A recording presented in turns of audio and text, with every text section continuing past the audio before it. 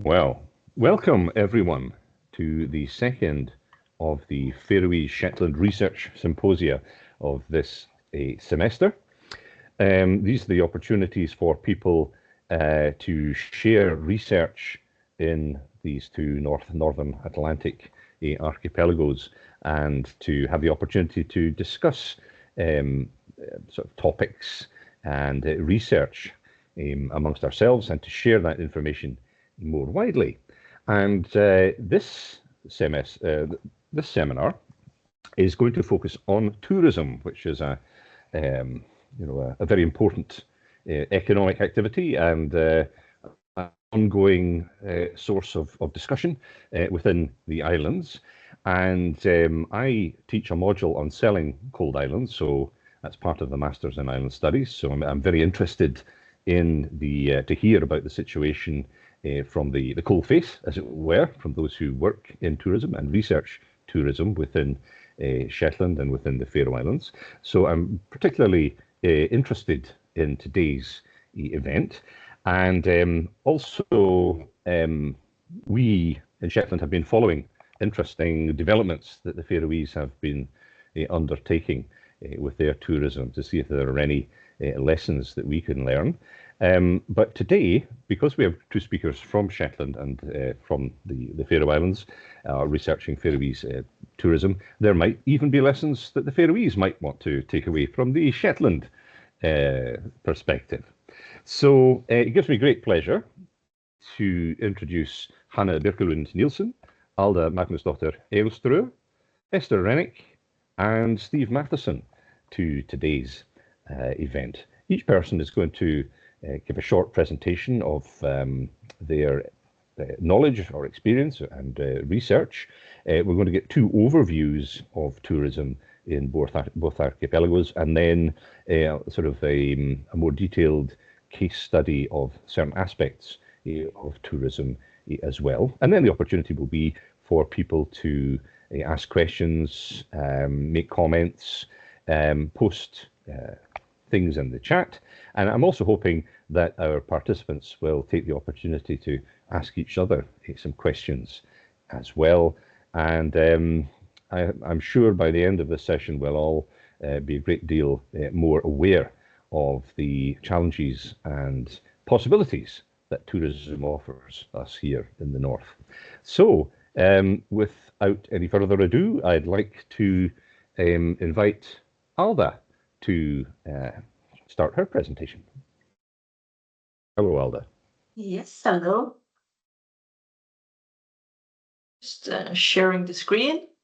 Can you see beautiful image. Yeah, lovely. Good start. I'm Alda. I'm working in the Visit Faroe Islands on the Destination Management Department, together with one colleague. So we are 12 people working in Visit Faroe Islands as a whole, and me and Johan Paule, my colleague, are working on the destination management. So just to give you an idea of, it's a small, a very small, team we have. People visit Faroe Islands mainly for nature, and we also work a lot around that on the management department with infrastructure and so on. So that's quite much what I'm up to when I'm at work. And you all know where we are. Otherwise, we usually try to tell people where we are because we are tiny, but you maybe know all about that problem as well. So I'll try to show you some of the numbers. That's not my biggest interest, but I was told that you like numbers, so I added some. That the turnover of the Faroe Islands tourism is 900 million Danish kroner, and this is 2022, and it's also growing as a economic income with an export share of 6%, and we are only 53,000 people, and the annual jobs are almost 650. So it's actually getting quite big, even though it feels small and big in once. I think it's very much up to where you live. if people think it's a huge thing or if it's a small thing across the islands. Interesting numbers for me and for the management department is that the Faroese tourism is still very small compared to similar countries, if you could say. Even though, of course, and land scale we are very small. It's healthy to have a look at these numbers and remind ourselves that we are still very tiny in the image of tourism in numbers, visitors. As I mentioned, people visit us because they want to experience the nature. And this is numbers from 2022 as well, where we asked people why they come here.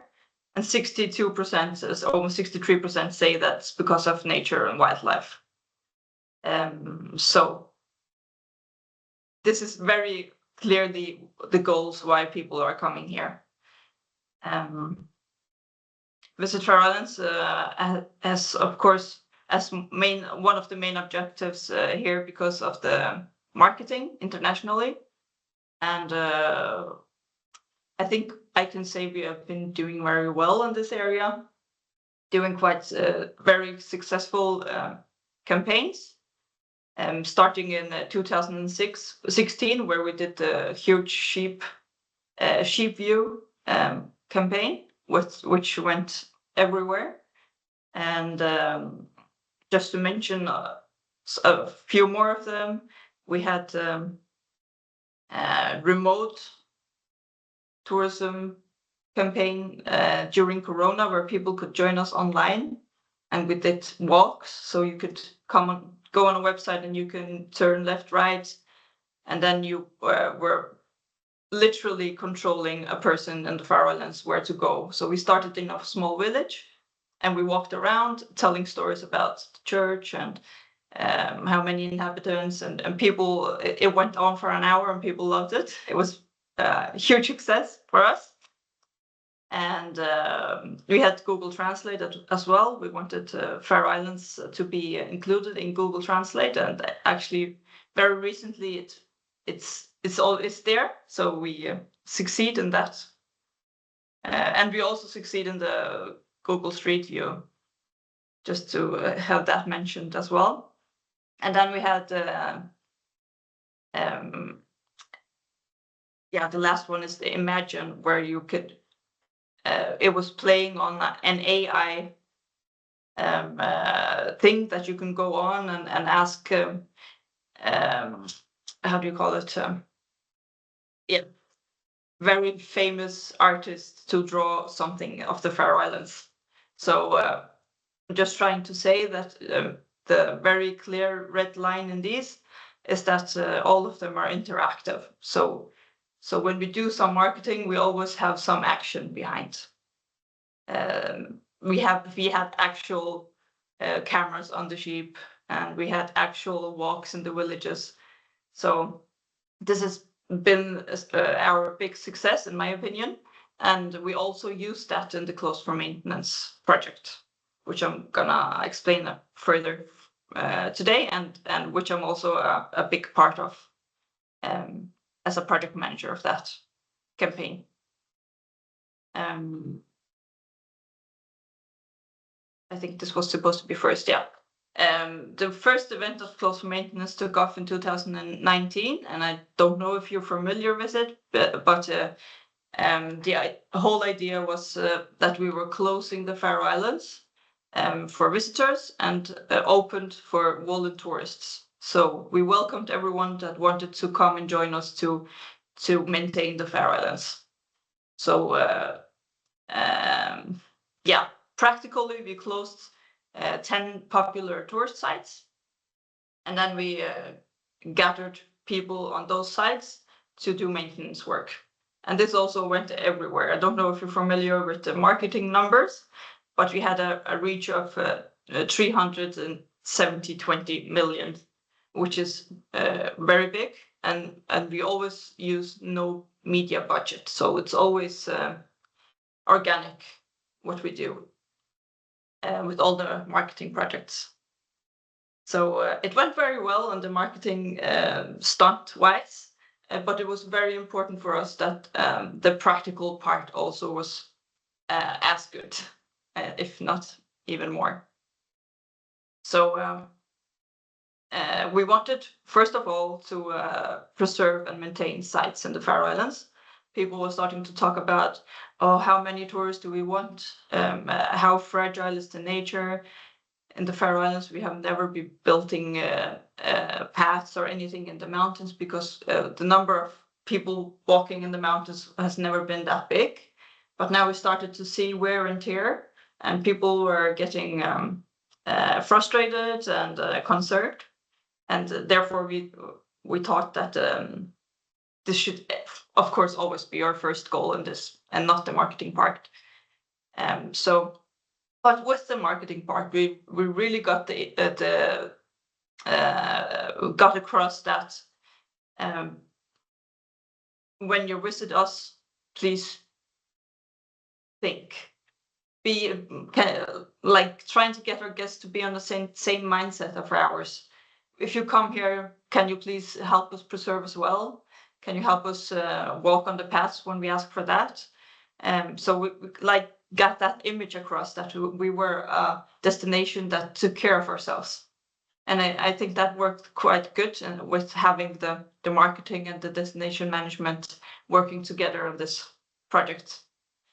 And then, of course, as one of our main responsibilities, we were making awareness of the Faroe Islands as a travel destination at the same time.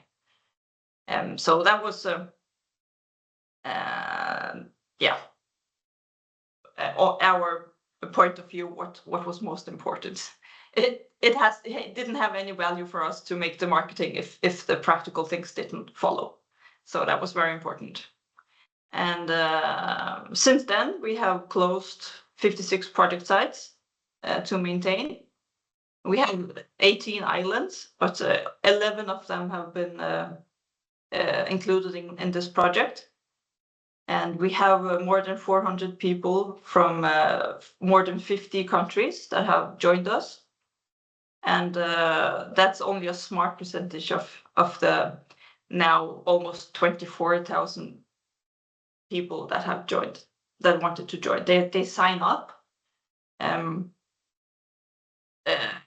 We set a date, and then we open a slot, and then people can sign up on our website, and it's almost always crashing.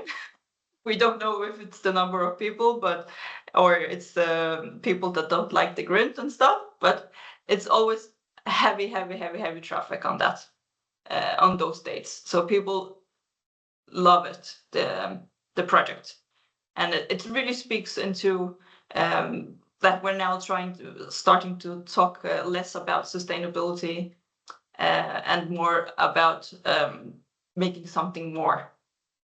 So people don't come here and leave it in the same state, but they come and leave it in a better state than when they came, and that's something that people really like. And we like those people as well. and a very good thing about this is also that the people coming are very diverse, because as a part of this, the people coming, they pay the flight and whatever costs regarding visas and all of the practical personal stuff, and we got their bags when they're here. They have food, and they get accommodation for free, and of course they also get skills with doing these stuff. A lot of people that are signing up are people that have done similar things before. They're maybe doing it once a year. They go somewhere and maintain something, and they're really eager to help. And some people are carpenters or whatever. So quite a few people already have good skills in this, but some people are also like, wow, I never even touched soil before.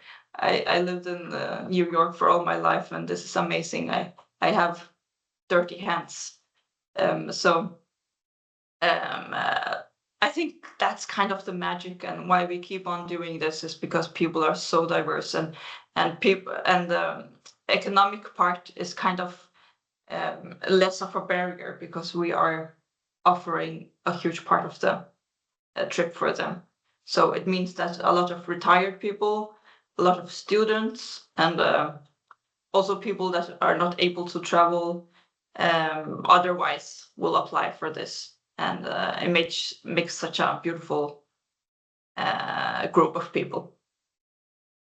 So this is last year or this year, we had almost 6,000 people signing up, and we only needed 80.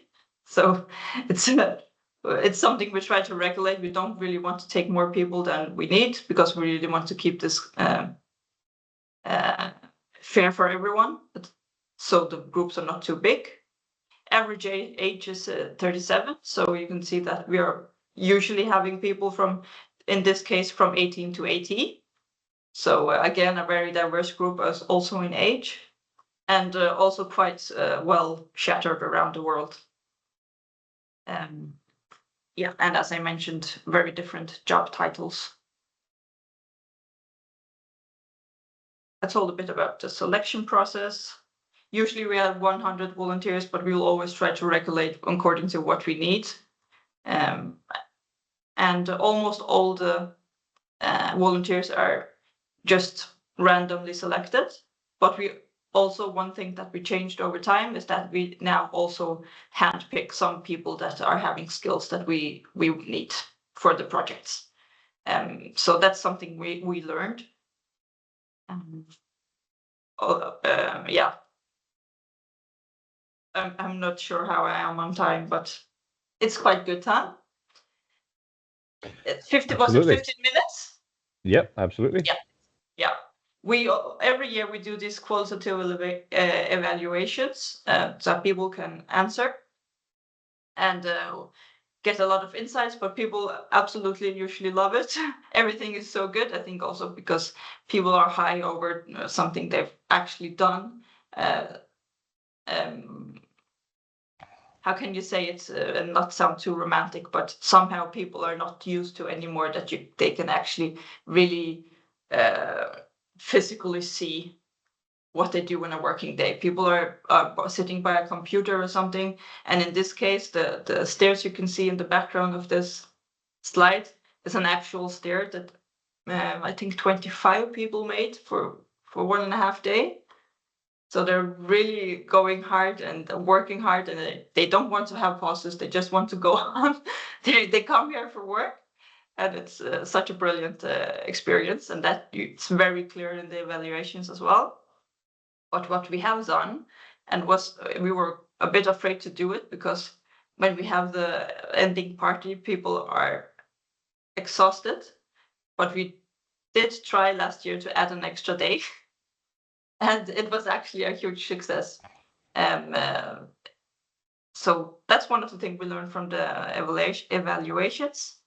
And we also learned that to make the group smaller. As I said, before we had 100 people, now we have 80. Even though we have 6,000 people that are trying to get in, we always try to stay true to ourselves and as I also said, keep the practical things first. Two things I feel like I should have mentioned as well is that a part of it is also Faroese volunteers, and that was also a quite important aspect for us, that Faroese people can have an experience with this as well. And people have been coming for this all the 6 years. Some of the people, they are maybe 3 friends or a small family or something. They attend this every year, and they think it's lovely to meet people from all over the world in the small Faroe Islands. So some of them say, like, I don't have to travel, like, just can come here and I'll have very interesting talks. And we always have cultural exchanges and learn dances, and people bring some instruments or some chocolate or some liquors or whatever from their countries and stuff. And it's really a great experience, and it strengthens the the bond between us and the population of the Faroe Islands.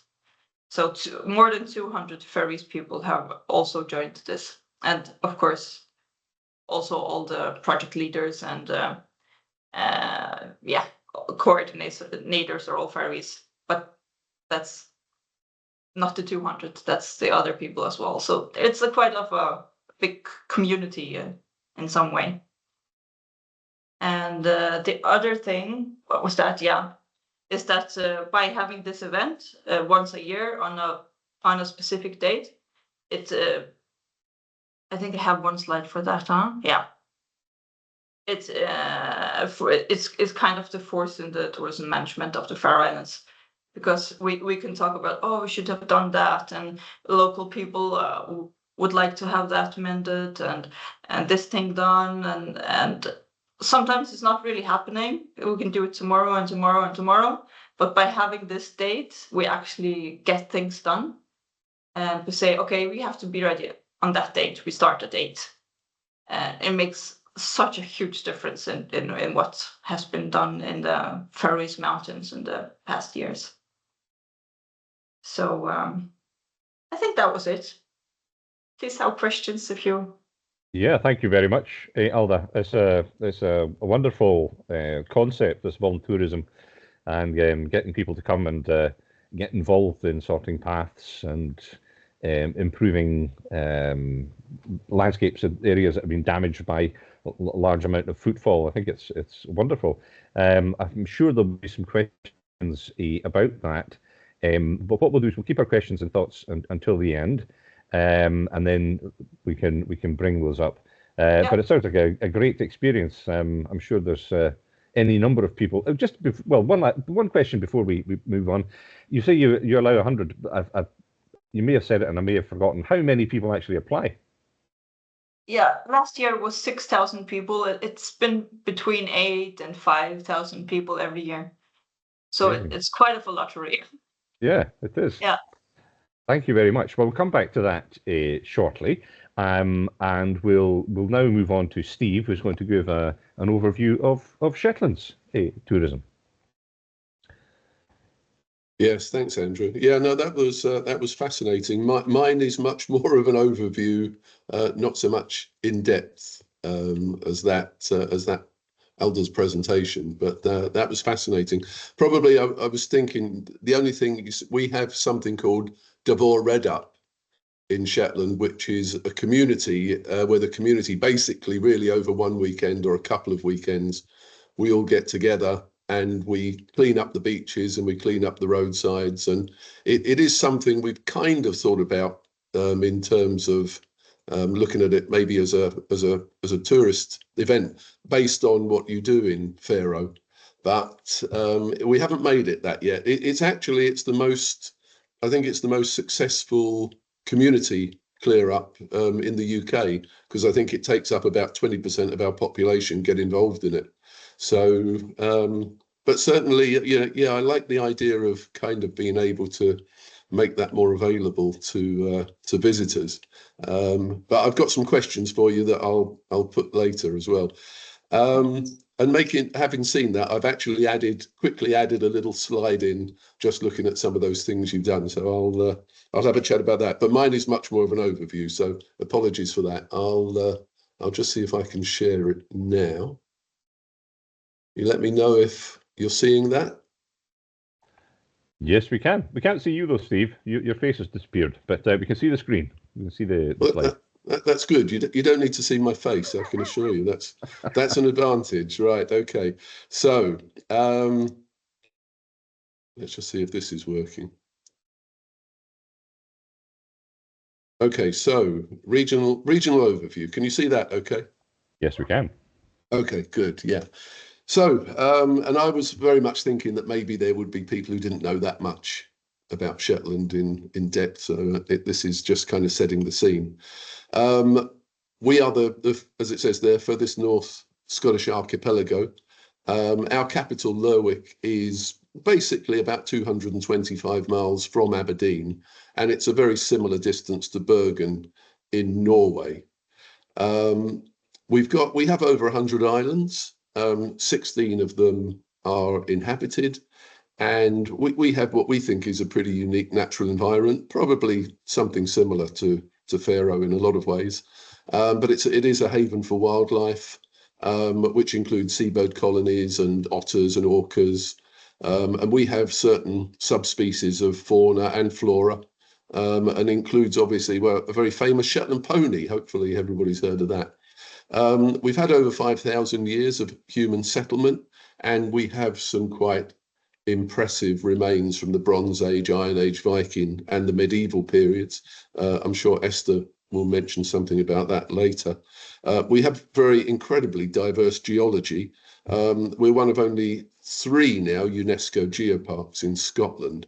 We're actually a part of the Appalachian mountain chain. I'm not sure whether Faroe are or not, so we're very different in geology, say, to Orkney, who are like, I think, about 95% sandstone. We kind of belong to a different world in that way. Shetland, very much, as I said, we're equidistant really between Aberdeen and Bergen, and we see ourselves as the gateway between the Nordic and the Celtic worlds. The history of that was that we were mortgaged by the kind of Danish stroke Norwegian king back in 1469, and we were annexed by Scotland in 1472. But we're still very proud of our Nordic roots, and I was thinking maybe I should call myself Mathisen in this rather than Matheson.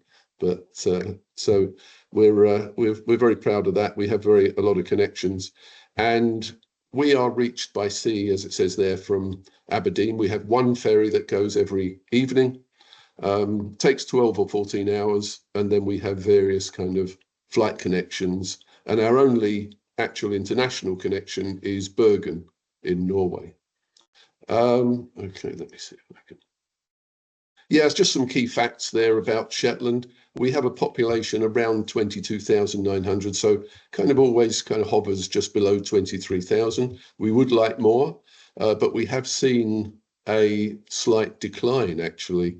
I think one of only 2 areas in Scotland where it's been a bit of a decline in population. So we're trying to address that, I know. We have over 1,700 miles of coastline. Again, we're very much on that kind of Norwegian, kind of small fjordy type coastline. The seafood industry, I've put these in really because it kind of puts us in context in terms of where tourism sits. And we probably don't reach any of those figures that Alda showed in that presentation. If we were on that chart you showed, Alda, we'd be way off the left-hand side of it, unfortunately. Because obviously somewhere like Orkney is much closer to the mainland and they can get a lot of day visitors, whereas we can't. So it's a different setup here. Our seafood industry, as I said, that's worth around 320 million a year. We produce over 80% of all Scotland's mussels, and 25% of its salmon production. So fishing and aquaculture is a big part of our economy. The gas and oil terminal is kind of running down a little, but it's still worth, I think, around £80 million per year to the Shetland economy. And we now have I think the 2nd biggest onshore wind farm in the UK, or at least in Scotland, with Viking, and that started working this year. And it's said that it will be one of the most productive in the world. So that will be kind of interesting in terms of our kind of green output, and also in terms of how we place tourism in the future in terms of green, sustainable, etc. We don't have up-to-date figures like you showed. We are actually doing a visitor survey this year, but we haven't done one since pre-COVID. So unfortunately, the figures that I'll be showing you in a second are from 2019. We think that, anecdotally, we think that we're still on an upward trajectory. We obviously had the COVID years, but I think we recovered very quickly from those. And in the 2019 survey, the last one I said that we actually did, we showed 80,000 visitors in all, and about half of those, just over half, were leisure. which was probably, from my perspective, the most important part of it. And the total value of visits was about £36 million. Again, it's, you know, maybe a slightly small fry in comparison to other industries and to other areas where tourism is a bigger part of the local economy. But still a good growth. It's a good growth. I think it went up from something like £23 million in 2017. So it was a good growth. And I just said there, the average spend was 448. For leisure, it was 520. And that was another good rise. And 2024, this year, we do have figures for cruise. And that was 138,000 visitors. But I'll speak a little bit more about cruise in a second. If I'll just go on to next slide. Yeah, I won't linger too long on these figures. I've spoken about a couple of them. But you would see that the overall number of visitors between 2017 and 2019 actually rose by about 7,000. And the percentage of leisure visitors rose significantly. So that was an important trend for us. And there was, as I said, there was also that rise in the average spend, which again, when you have capacity issues that I'll speak about in a second, trying to increase that spend is an important part of what we're trying to do. The profile of the visitors, our visitor details, the gender split is pretty even, but you can probably see there that over or nearly 80% of our leisure visitors are actually an older demographic, 45 plus, and the proportion of the actual first-time visitors went up from 2017 significantly to 2019, and also the percentage of overseas visitors went up to 44% there, and I think anecdotally that is rising. We seem to have more international visitors now than we ever had. Okay, so why do people come here? Similar to 2017 to that last survey, scenery and landscape, history and culture, they're the main motivating factors for coming here.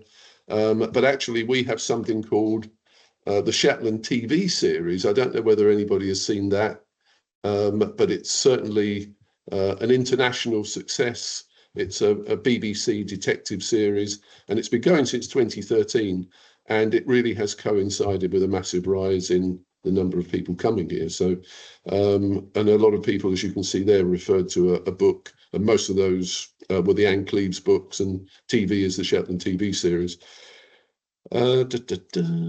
So, the top activities, over 90% visitors go walking when they're here, and others mention the kind of associated activities with scenery and nature watching, visiting archaeological or geological places of interest. Probably nothing that's too surprising there. So this is just a quick slide that I added in when I was looking at that nice kind of staircase that Alda was building in the mountains there.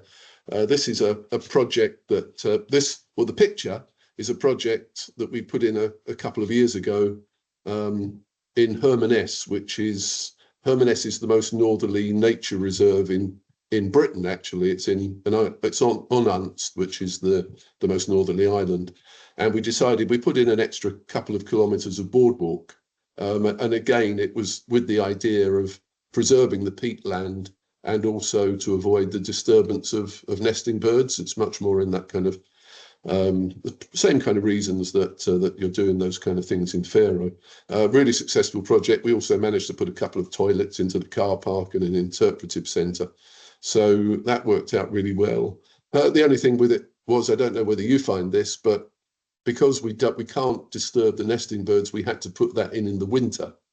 So it was some job, and I didn't envy the guys who were putting it in. They had to have a little kind of plastic shelter that they nailed down to the ground, and they had to retreat to that every now and again when the weather was just too bad. But they did a great job. And the writing on the left is basically, it's the Shetland way is we are proposing to try and take advantage of that and other projects, and the fact that walking is by far the most significant activity. So we're looking to put in that kind of long distance walking route. I won't go through all this, but we've gone quite a way down the path of this. No pun intended.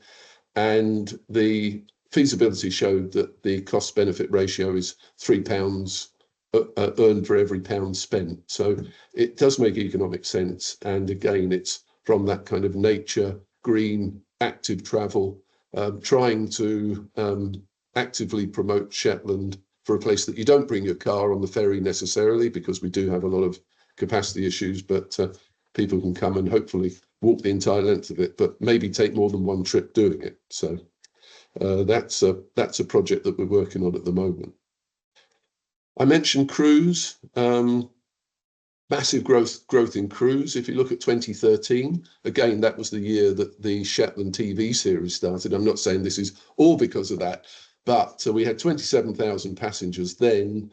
And if you look at 2024, we're up to 138,500. That is small fry for some, and Orkney have twice that number. But I think we've about reached our capacity in terms of visitor management now. So we're hoping that those numbers have kind of plateaued, so that we don't get that situation where we have a bit of conflict between the numbers of cruise ship passengers coming in every day and locals, the local community, and also overnight visitors who may think they're getting a little bit crowded out. So yeah, I mean, but it's been obviously a very healthy growth. What we see as opportunities. So again, we were talking about this just before the meeting, that we want to try and extend the season as long as possible. And we're doing that really via festivals, like the fire festival season here. You may have heard of Uphelliar, which is the biggest fire festival in Europe, the Lerwick Uphelliar. There is a whole season of fire festivals in the islands from January through to March. We're using that, and we're also looking at, we have Fair Isle knitting is very famous, and we have Shetland Wool Week, which has been a real success. I think the last time it was looked at economically, it brought in about £2 million in a week for us in the closed season. So things like that, very important to us. Plus we have, there are things that we have all the time. I know we're not as far north as Faroe, but we do have the Northern Lights here. We're the best place to see it in the UK because we're the furthest north. And we've also got our orcas, our otters, our Shetland ponies, which are there all the year round. So that's how we're trying to do that. We do look at dispersing tourism as well around the islands, because we don't want everything just to be based in Lerwick. We're trying to, and that obviously makes things much more sustainable, especially in some of the smaller islands. I've mentioned space tourism. We have Saxford Spaceport, which seems to be likely to become Europe's spaceport, and the first vertical launch is due there next year. It was supposed to be this year, but there have been a slight setback. So I think hopefully we're going to get a launch there in 2025. I've mentioned Viking Wind Farm. They're opening up various areas of track, and they have a community benefit fund, which hopefully we can take advantage of for tourism. We've got a new whiskey distillery opening. Whiskey is massive in Scotland, never been so in Shetland, but with this, hopefully we can attract some of that market. Obviously, it will be the most northerly distillery. I've mentioned the green, slow tourism, the Shetland Way, things like that. We're always looking at new attractions associated with the growth of the cruise market. I'll give you one very small example. Is a crofting couple had a field by the road. They put in a lay-by.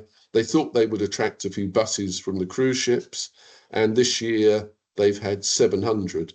So if you've got 700 buses, you've got 50 people on each, mostly all paying £2 a head. You know, it's little things like that which you don't actually think of, but it's fairly big business. Agritourism is becoming more important, crop diversification. I mentioned the geopark, which we have a group working on the development of that. We have a lot of community group initiatives. and we have a lot of community-run local museums. And I say at the bottom there, we're trying to capitalise on. We're always trying to capitalise on the success of the Shetland TV series.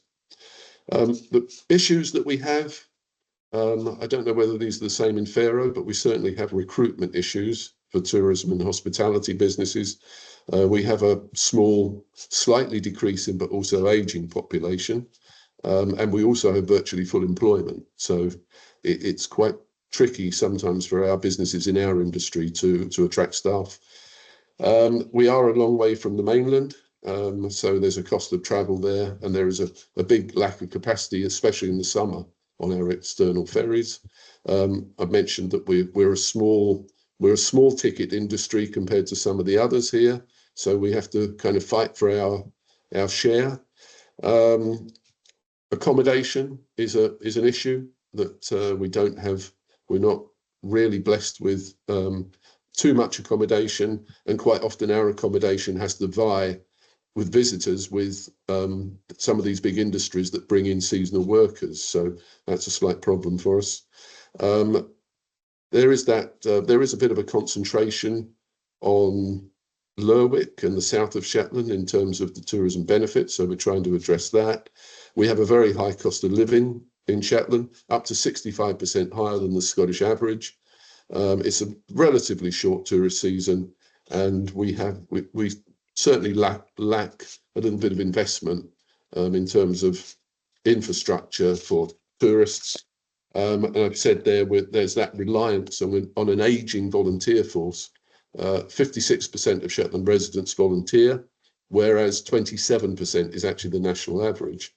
And we do suffer from higher, being an island group, we suffer from higher carbon emissions than the Scottish average. So those were basically, that was basically the facts. What I thought I'd do is just very quickly, just run you through a few slides to just show you the kind of things that we have on offer here. That is the best preserved Broch or Iron Age roundhouse. Sure Simon would tell us more about that, but that's the best preserved one in the world, really. It's on an island called Musa. It's a great tourist attraction. And I would think maybe Esther will mention it as well. This is Jarlshof, which is, again, one of our prime sites. I'll let Esther talk about that, I'm sure she will. But that combines Bronze Age, Iron Age, Viking and medieval settlement. We have, this is Sombra Head Lighthouse. We have lighthouses built by the Stevenson family, who Robert Louis Stevenson wrote Treasure Island. We like to think that he based Treasure Island on Unst, those of us from Unst, but that may or may not be true. But we have lighthouses. We have a couple of castles here, ruined castles. I'll then move on. Oh, and that's Lerwick, which is, quite a bonny town from that perspective. So we'd like to think that's an attraction as well. Wildlife, we're seeing more and more orca interaction. It may be due to the amount of social media now that we have, which lets us really track them a lot easier. It may not be that they're coming any more frequently. We just know where they are, so they're a great attraction. And we know that they sometimes do disappear up to Faroe, so we try and lure them back as much as possible. We have otters. We have the densest population of otters I think in Europe. I wouldn't swear to that, but we certainly have a dense population of Eurasian river otters. Seabirds, very important to us in the summer, and also migratory birds in the autumn. Shetland ponies. So as far as scenic attractions, these are just a few of them. St Ninian's Isle, which is, I think, the biggest, I don't know if it's in Europe, definitely in Britain, it's the biggest sand tombolo link in an island.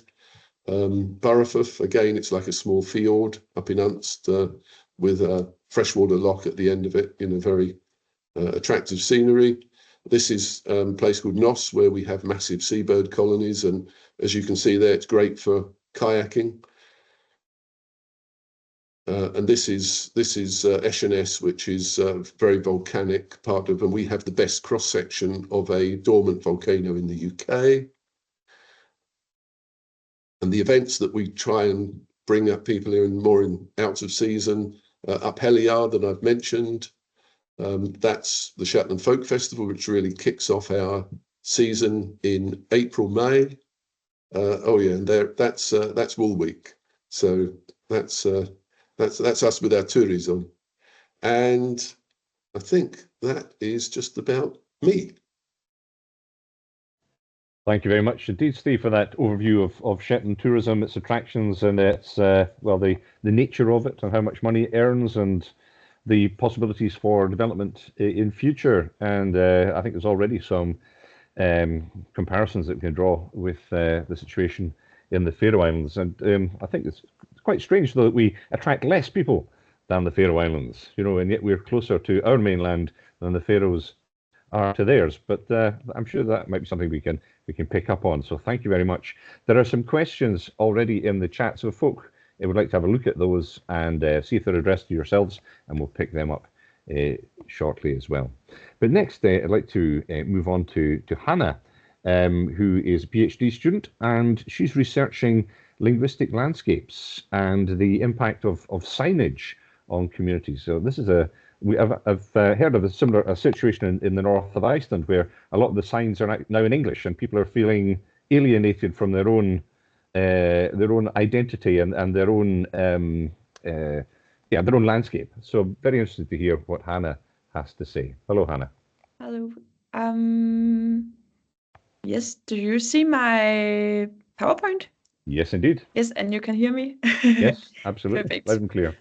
Well, thank you, and thank you for inviting me to speak at this webinar. So I have a bit of a different background than the other speakers, as I'm in academia and not in the industry, but I will do my best to still say something relevant. But I'm a PhD student at the University of Copenhagen, where I do this project about the social-linguistic aspects about Faroese tourism. As you already mentioned, I will say something about how tourism is visible in the linguistic landscape. And before I start, I think I will say a few words about my positionality. This is something we do a lot in social linguistics, because I am not Faroese, I am Danish. However, I am married to a Faroese man, and we have a daughter that we raise bilingually. So I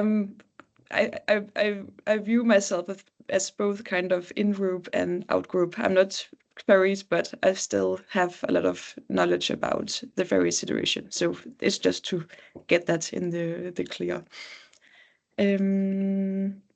Yes. So today I will say a few words about the Faroes, like the emergence of the Faroes tourist destination.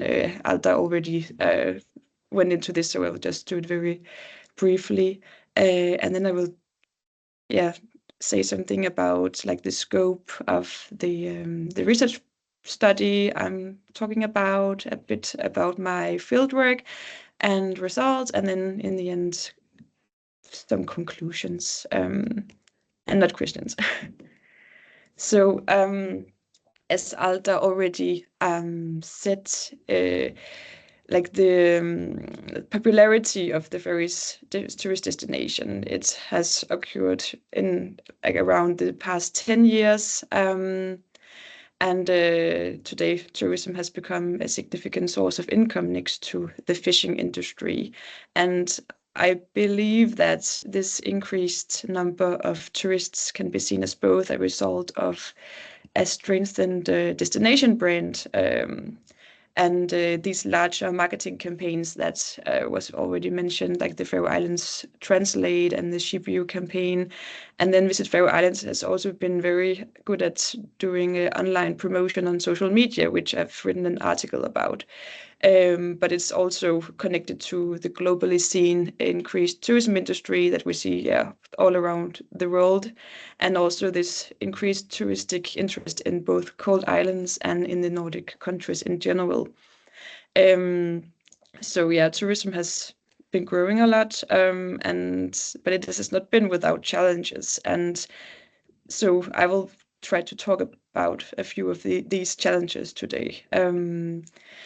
So for years, there's been these tourism debates going on in various media, and they have especially emerged as a result of that.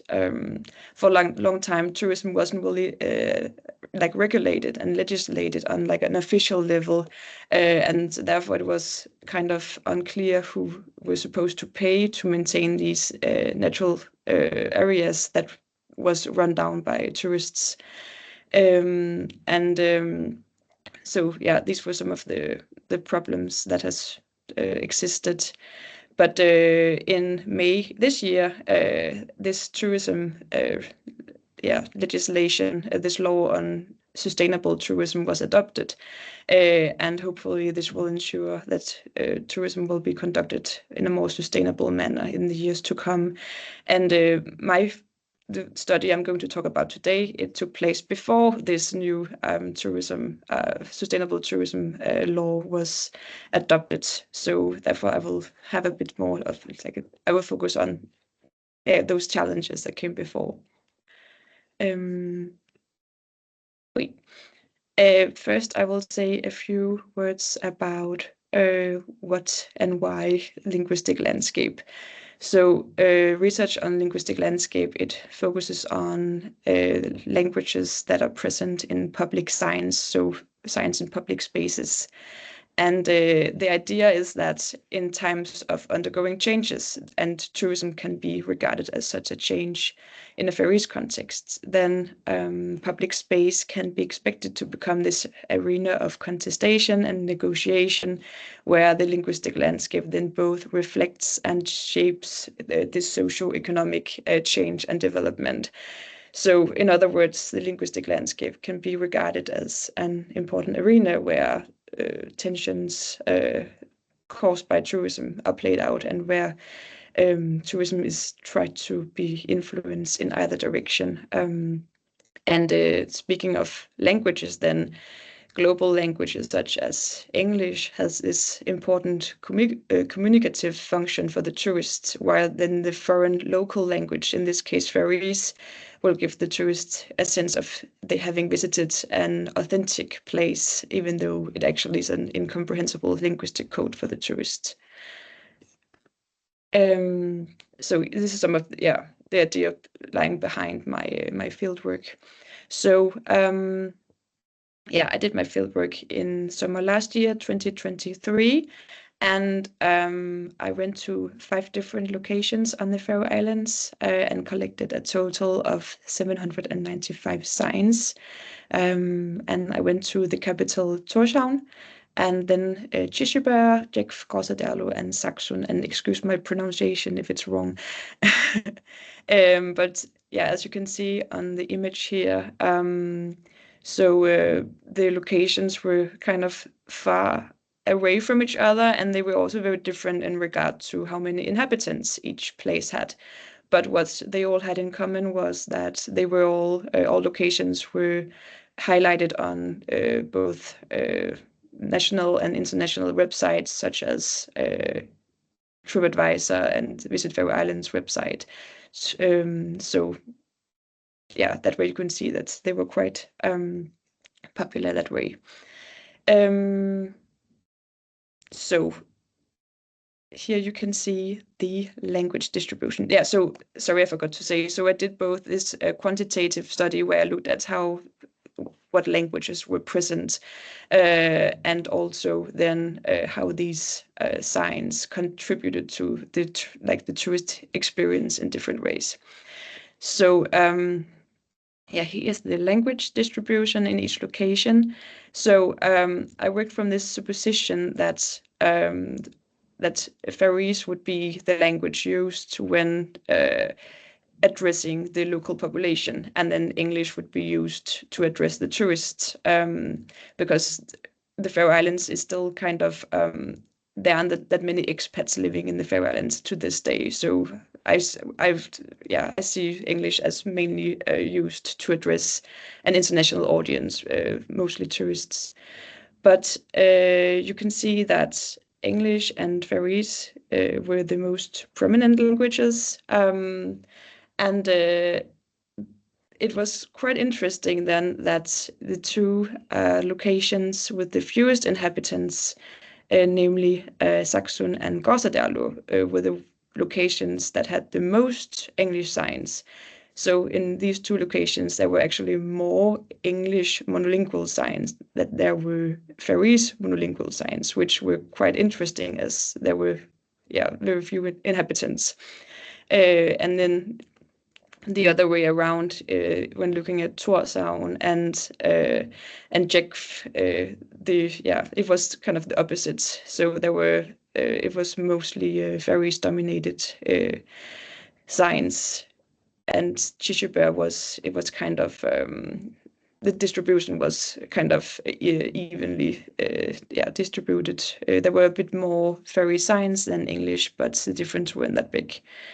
And then I also looked at how the different languages were distributed across domains. Also, well, you can also name that authors maybe.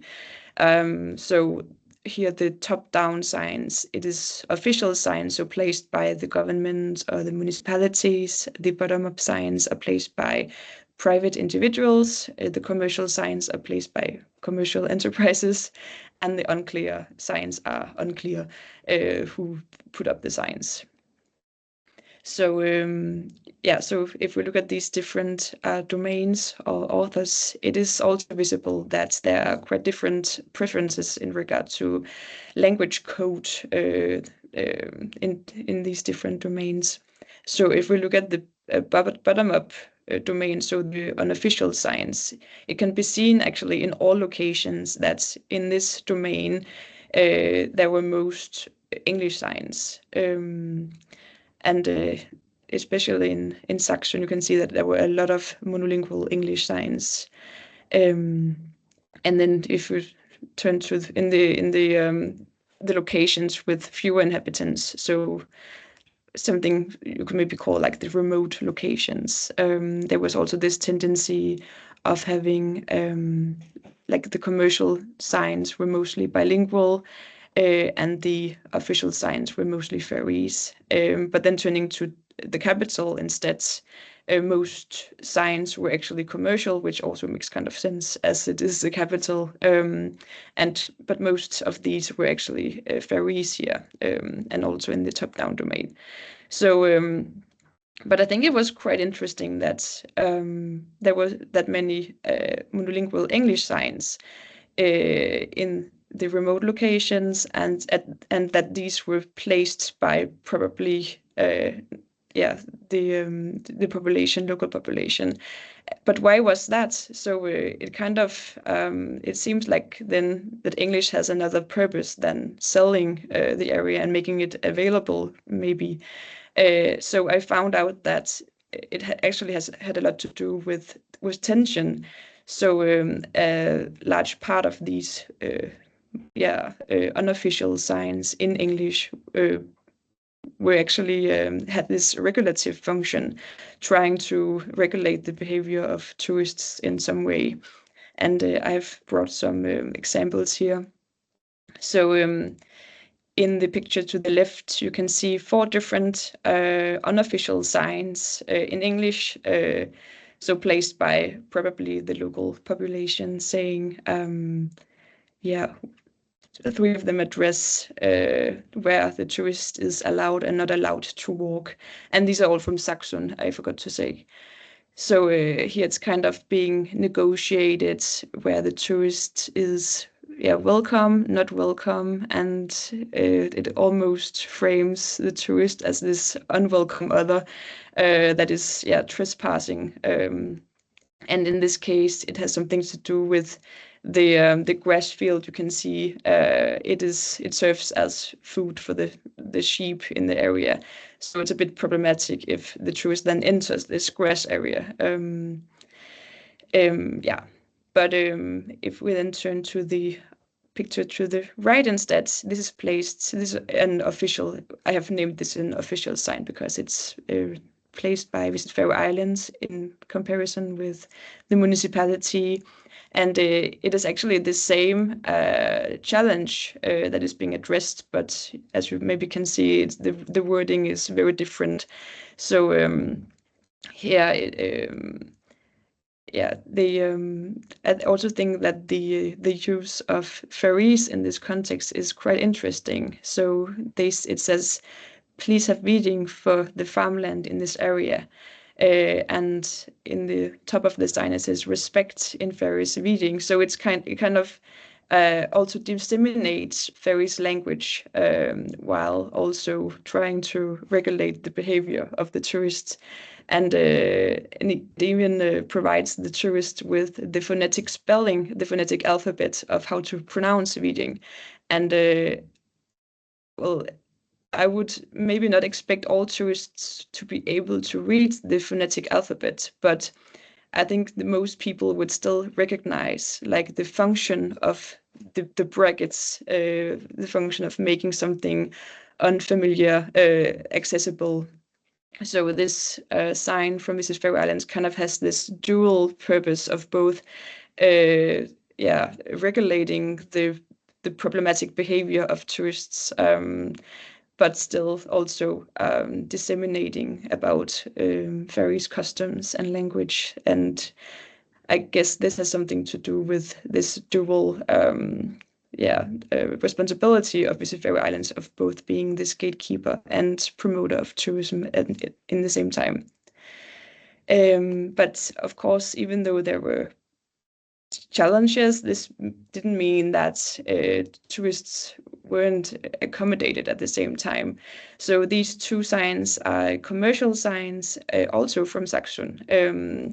And in the sign to the right, it's here it is a Faroese place name, and then it is supplemented by this English, you can maybe say, elaboration where the tourists will gain the necessary information, and the tourist will probably not understand like the name Duvugaya, but like recognizes it as being Faroese, and therefore has this symbolic function that indexes localness and authenticity. And then this localness is also present in the picture to the left, where it says 300 years old original farmhouse run by locals. So here the local is also presented as this commodity that is very valuable to the tourists. And it is quite interesting that the locals in Saxon then here use their position to sell the area to tourists, when we just saw those examples on the previous slide where they were contesting tourism. So it is kind of this paradox that exists on like a local level, I believe. So now I lost track of time, but I will just move on to my conclusion. So I think I hope I've shown that tourism seems to cause both these possibilities and challenges on the Faroe Islands, and that this is evident by looking at just signs in public space. And there seems to be interest in the economic benefits of tourism, but at the same time, tourism is perceived as problematic and is therefore contested. And this tourism paradox, you might call it, is being played out also in the linguistic landscape, or maybe primarily in the linguistic landscape. Moreover, this study has shown that tourism is realized very differently in urban versus rural locations. And the rural locations are generally very influenced by English, which could maybe indicate that these locations to a high degree cater to tourists. But I found out that the prominence of English were especially connected to tension. So, and as a consequence, it seems that the local residents have become these active participants in the tourism sector with both the agency, the power to commodify and to contest. And they take responsibility of protecting nature and themselves by regulating the behavior of tourists, which could have something to do with that tourism at the time of the investigation weren't that regulated. So hopefully it will be better in the future. So thank you for listening, and here are my references. Thank you very much indeed, Hanna. And it's good to see the locals sort of have agency in this linguistic contest. I think that's very interesting indeed. I think there'll be some questions for you after we've heard from Esther. So thank you very much indeed. Yeah, I'll say there's a question in the north and in Iceland as well, where English signage seems to be changing. Even the names, they're retranslating Anglified versions of names back into Icelandic so it's having all sorts of interesting effects on the local linguistic culture. But thank you very much for that. And we'll now move on to Esther. Hello, Esther. Hi, thanks, Andrew. This is all really interesting and full of interesting ideas as well. I'll just get my slides up. As Steve very handily introduced a few of the things I'll be talking about, so I will move on from that. As he predicts, Jarlshof will feature quite heavily. Let's just get this. Oh.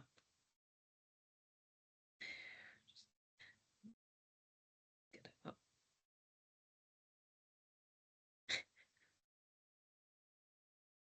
You want to put it in slide mode, Esther? It's what I'm trying to do, but the pop-up's in the way. There we go. That's it. You were all in the way, so I couldn't get slideshow. There we go. So I bridged the gap, perhaps, I guess, arguably between industry and academic. I'm a graduate from a few years ago with a PhD from UHI looking at heritage management and visitor experience. And I now work for Historic Environment Scotland as the District Visitor and Community Manager for Orkney and Shetland. So I'll talk a little bit about how our work intersects with what's going on in the rest of Shetland. And oh, sorry, I've lost the rest of you. Hang on, that's all right. I'll just have not see you. So how it intersects with some of the discussions we've had before. So just to briefly, very briefly talk about Historic Environment Scotland. This is a national body set up to enhance, protect and share the cultural heritage of Scotland. So I'm working within a sort of a wider context here. The north, this is all divided into districts, and as I say, I look after Orkney and Shetland. As you can imagine, across Scotland, this is enormous. We've got nearly 2,000 employees and volunteers, 5 million visitors, and 200,000 volunteer members. So there's an awful lot going on, wider than me. But my little patch is in Shetland, and we are working with, I should say, we are also working within various frameworks of responsible tourism and sustainable tourism that I won't go into too much here, or we'll entirely run out of time.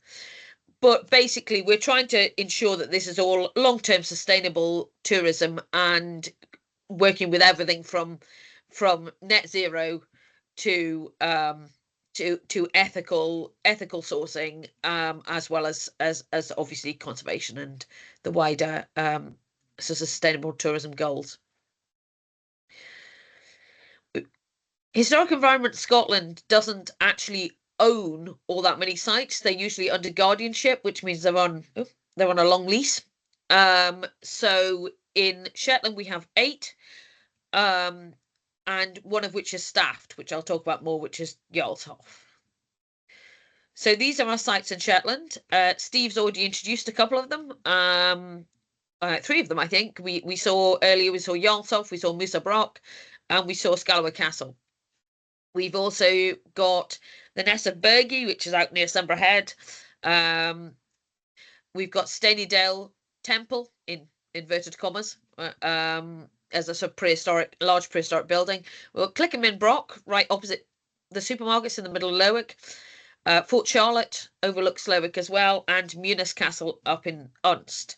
So those are the properties that Historic Environment Scotland looks after, and I look after the visitor experience across those.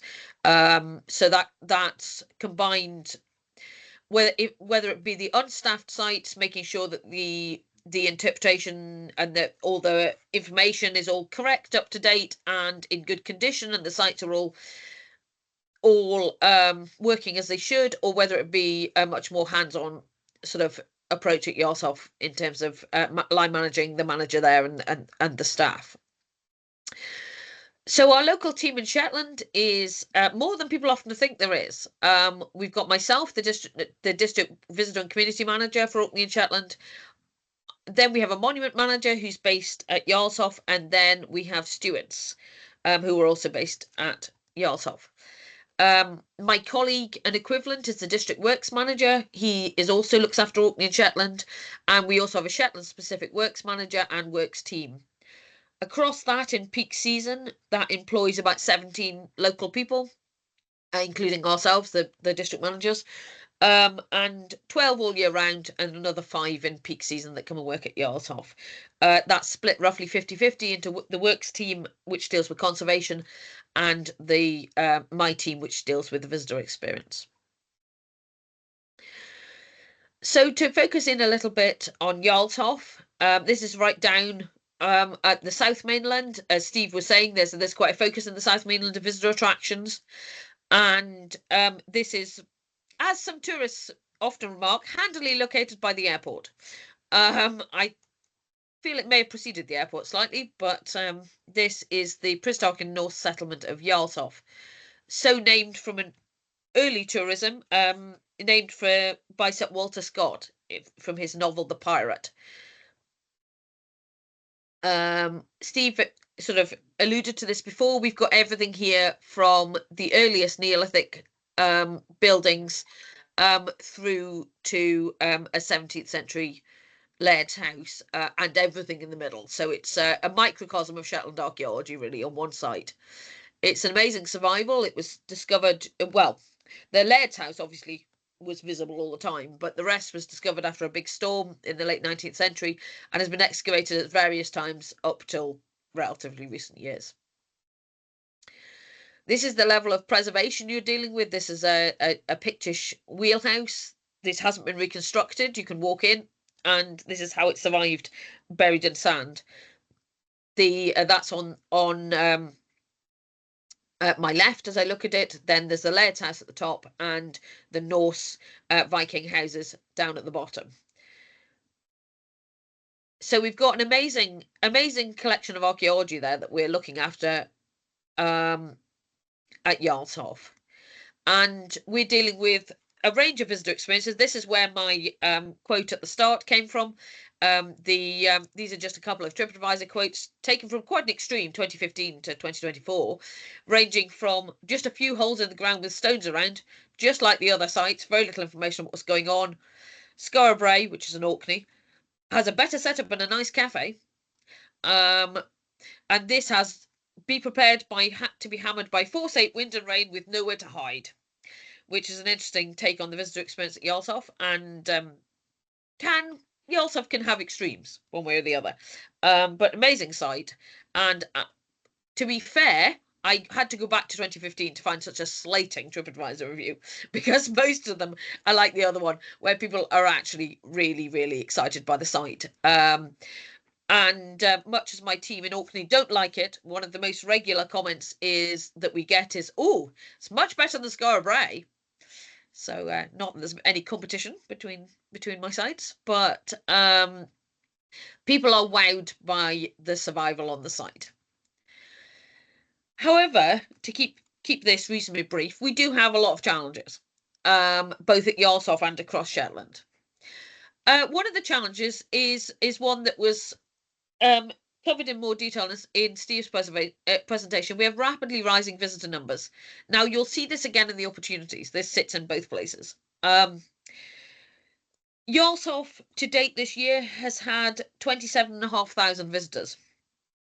Only pre the pandemic, it was only staffed during the summer, only had one member of staff, and saw less than half of that in terms of visitor numbers. So it's rocketed up, which is a challenge for us with limited site infrastructure. We have, you can see on the image I've got here, this is the property in care. So this is what we lease. Down at the bottom right, there's you can just about see the little visitor centre with the paths leading out from it, and the rest of it's the archaeological site. We don't actually own anything out with that, so we own our visitor, well, we don't own our visitor centre, but we lease our visitor centre, and the car park is with agreement to the hotel, and we have no toilets on site and very limited staff welfare. So it's an ongoing challenge as we rise from a single staffed seasonal site to try and cope with numbers to a site that has up to 7 staff during peak season, and not all at once. Obviously, some of these are part-time across a rota, but can have up to 4 staff during the day. So it's a real infrastructure challenge with the change happening so fast with the numbers. We also have this challenge, which I'll talk a little bit more of, across Shetland, because we only have one staffed site, and we were a relatively quiet tourist destination until more recently. Obviously, it's amazing opportunities to see the numbers going up so fast, but it does mean we have challenges on lack of infrastructure at a number of the sites. We also face climate change challenges, rising sea levels, stormier weather, higher rainfall, all of which provide conservation challenges to our sites, as well as pragmatic challenges. Now, I have to say, I haven't done this for Jarlshof yet, because I only worked on this data last week, but so it's very, very hot off the press. But looking at Skara Brae, which is in Orkney, which is not dissimilar in weather, I have to say, to Shetland. If anything, slightly less windy, so the answer may be slightly more extreme in Jarlshof. But I was looking at the number of closures due to wind that we faced over the last few years.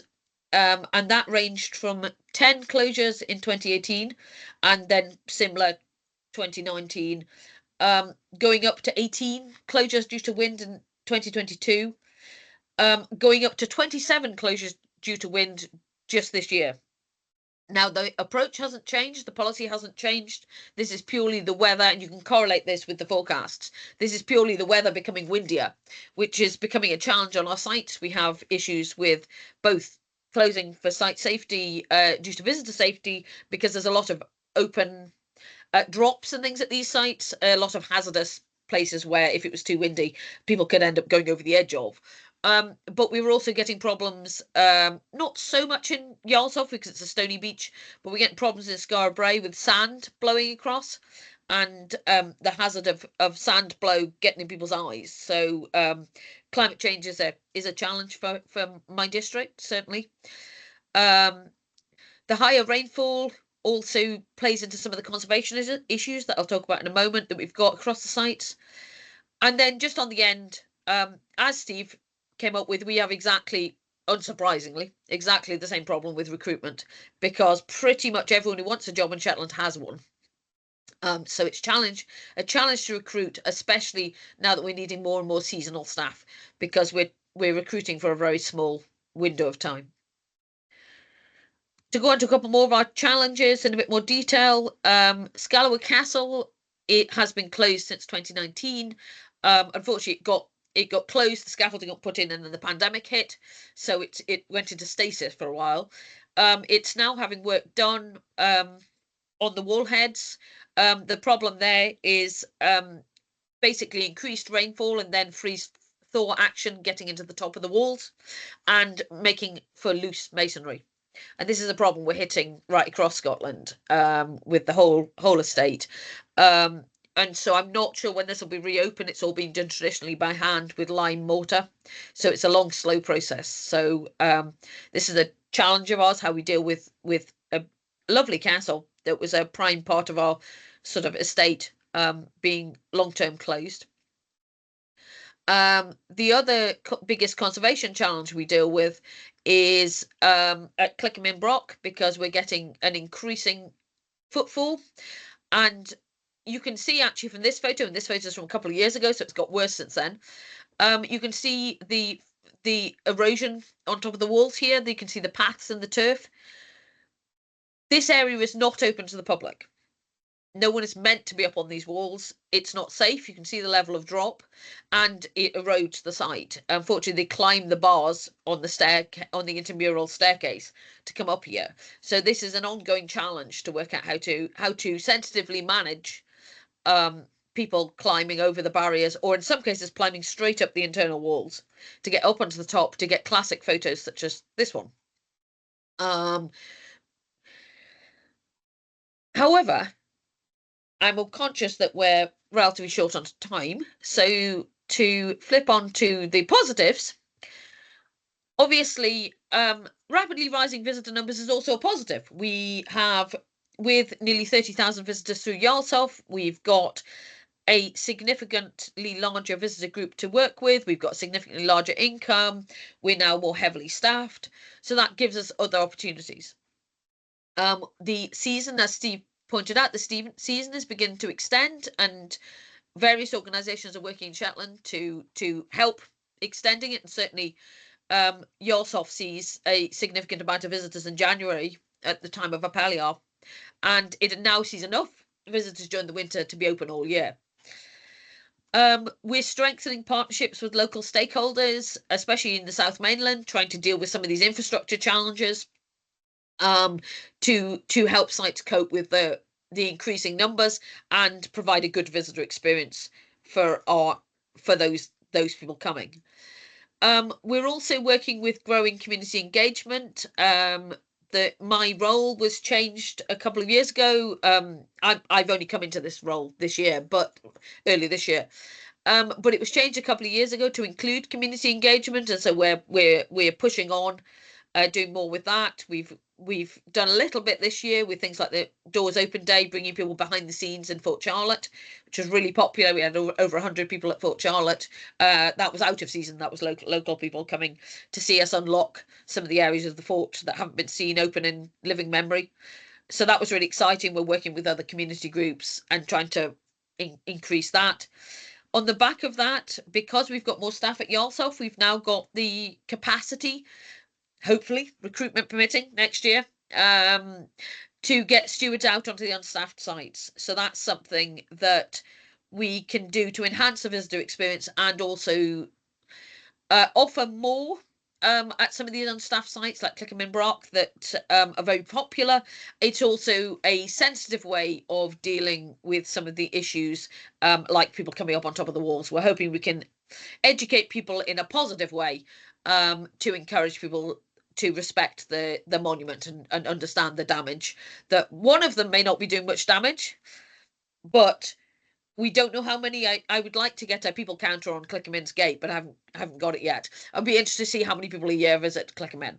But it's certainly, by the time it's thousands, it certainly does an increasing amount of damage as well as the potential risk to visitors. So we're hoping, I hope those of you in Shetland next season will see a roving steward at Clickerman and Fort Charlotte on probably a Wednesday next summer, doing half a day at each, taking people behind the scenes at Fort Charlotte and answering questions and doing a little bit of a tour at Clickerman, which will extend our reach and mean that we're not a single staff site in Shetland, but we're starting to expand to open up into these opportunities. So I think that's probably enough from me. I will stop, and again, if anyone's got any questions, I'm sure we're going to be taking questions now, I think. Thank you very much indeed, Esther. Yes, so roving figures, just that, okay. We might come across them at some point when we're visiting Clickamin or Jarlshof, telling us to behave ourselves. Quite right too. Excellent. So hopefully thank you very not much. just telling you to behave yourselves. Hopefully telling you lots of exciting things about the site with a side order of please get down off the wall. Sounds good. Sounds like a good option. Thank you very much. Well, we've had 4 exceptionally interesting talks this lunchtime, and there are some questions in the chat. Some have already been answered. But now's a chance for those to speak, other people to speak up if you haven't had a chance to put something in the chat. While I address a question from Simon here for Hanna and Alda, are Faroese people offended by the response of 62% of visitors that they had come for the landscape and the wildlife? He says, I know that a focus on that does make some Skye residents feel that their language and culture is being disregarded. So do some Faroese people then feel sort of they wish people were more interested in their language and culture? I don't know, Hanna. I can go maybe. Yeah. We don't have numbers for that, but I'm sure some people feel a bit offended. And I think also we have trying to take that very seriously in the Faroe Islands. We have been doing quite a lot of work on trying to focus more on the culture, especially on Instagram and social media. We are trying to do more posts about culture, and I don't know which part with sheep and farm tourism, do more personal stories. We have this project called Faroensers, where we have I think it's now around 10 people, local random people that are doing stories on our Instagram account, just from their daily lives, doing exactly what they usually do. So that's kind of a way of getting the Faroese voice louder in our marketing. I don't know if it's answering the thing, but If I No, can add. it does. Yeah. I agree. I think also one of the things that annoy people is the misconceptions, the lack of knowledge about Faroese customs. So, for example, in there's this part of the capital, like the old city center, where a lot of people actually live, and they have these small houses with grass roofs, and it's very nice looking. And I think a lot of tourists think it's like a museum or like something like for show. So the tourists kind of haven't realized that people actually live there. And I guess things like that happen quite a lot. So like the lack of knowledge about Faroese customs make people act in like a not so good manner, if that makes sense. It does. I remember when I used to visit the Faroe Islands quite frequently as a tour guide about 20 odd years ago and before, and we always told people if they're going for a walk to make sure they don't just walk across people's grass. It looks like grass. Let's go for a walk across the grass beside the farm. That say no, don't do that, because that's one of the main crops. If you're going to walk up the side of the field, or be careful not to damage the grass. So it's important that people learn the culture of the community that they're visiting, so they don't antagonize people. Yeah, and we've got another Faroese question here from Graham. A very interesting comment he's got there about his work with the Iona community and Europa Nostra. But his question for the Faroe Islands is his specific interest is the Irish Iona Faroes cultural link. For example, Brendan, the navigator, and therefore Brandansvik, beside Churchubur, isn't it? Is there any cultural or tourism network based on this connection between sort of Ireland, the Hebrides, and the Faroe Islands? Unfortunately, I haven't really heard about that before. I know we are in some UNESCO sites process, which is going to be a very long process, I guess, if it's ever really happening. But I had never heard about this kind of networks, unfortunately. But probably it would be interesting to look into. Absolutely. I was just wondering, we don't have much time left. We've sort of gone over quite a bit, but that's the joy of a Friday. You can sort of just go with the flow. But I wondered, Alda or Hanna, if you had any questions, say for Steve or Esther from the Shetland material that you've seen. Is there anything that sort of sticks out or whets your interest? I maybe have like a linguistic question. So I'm not really aware of the linguistic situation in the Shetland Islands, but do you use like, say, any like dialects or something you can use like for the tourist to learn about? Is it something you practice? Yeah, probably maybe Esther and I aren't the best examples, but yes, there's a dialect. There's a dialect in Shetland. It was up until reasonably recently, actually. There was still some partial use of something called Norn. Have you heard of that? Yeah. Yeah, Norn apparently was a kind of mixture of kind of Old Norse and Lowland Scottish, and certainly my family, my uncles and my dad still used part of that language when they went fishing. So it was a kind of superstition, and I still know a few words. I don't know whether if I tell you a few, you might. I don't know if it has any correlation, but a dog is a bienna, and a cat is a volla, and a pony is a hockna, and a chicken was a flukna. And so those are it was bad luck. And my family, they were very superstitious still, and they thought it was bad luck especially if you used nouns, English nouns, when you went fishing. So I think that's where I kind of picked it up when I was a kid. But I grew up in London, so my dad worked in London, so I've very much got a London accent. So I can't talk from firsthand, but there is. There's a group here called Shetland for Words, and certainly a lot of people, when they write in dialect when they text and things like that. So quite often it means putting a D on the beginning of a lot of words of your. There is a very strong dialect, and there's very much a kind of a movement to try and keep it, but it's not exactly. Sorry, Steve, I'm just going to jump in there. As for tourism, you actually see it when you arrive at Summer Airport. The phrases, the poems that are there in the airport. That's right. That's right. That do this effect of making people realise they're somewhere unique with its own culture.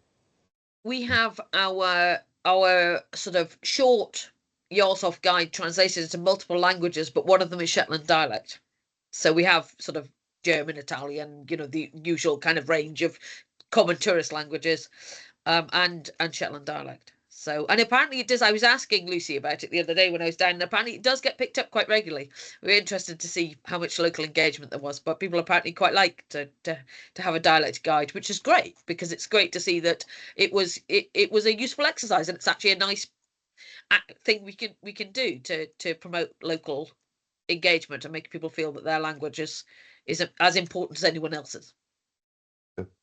And we have something as well that with the local dialect, and this is something my wife does with me, is something called knapping.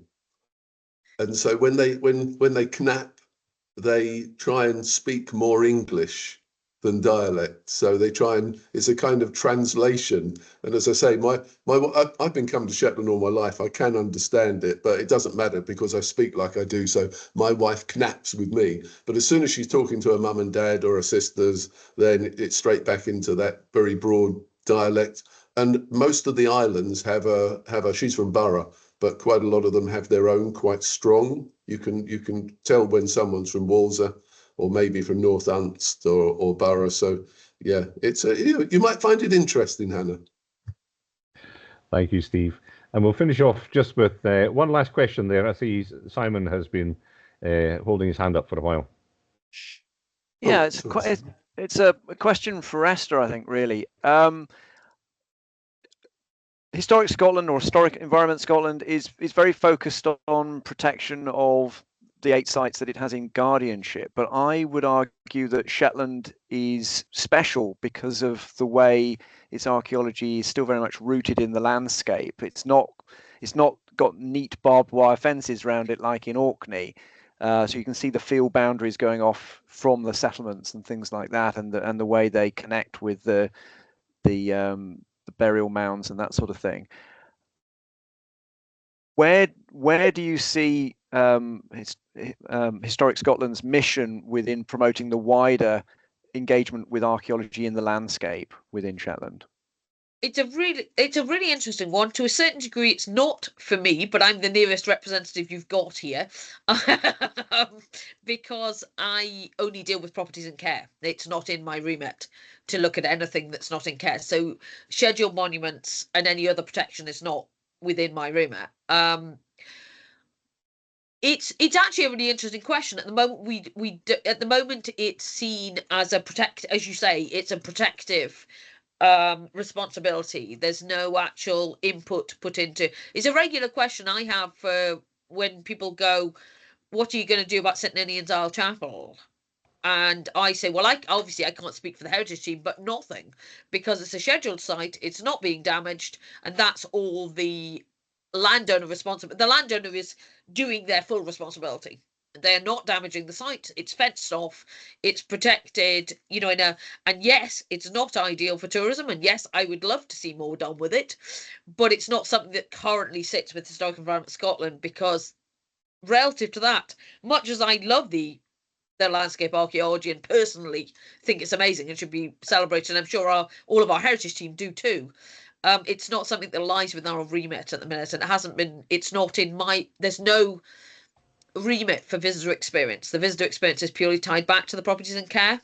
So whether that'll change, I don't know, but it would need a change in funding, I think, to allow for that wider perspective, unfortunately. Thank you very much. I'm delighted to see that Steve's wanting to come in, because I think it does link in with his comments about the prospects of a long distance walk and things like that as well. Absolutely. So the last thing from Steve.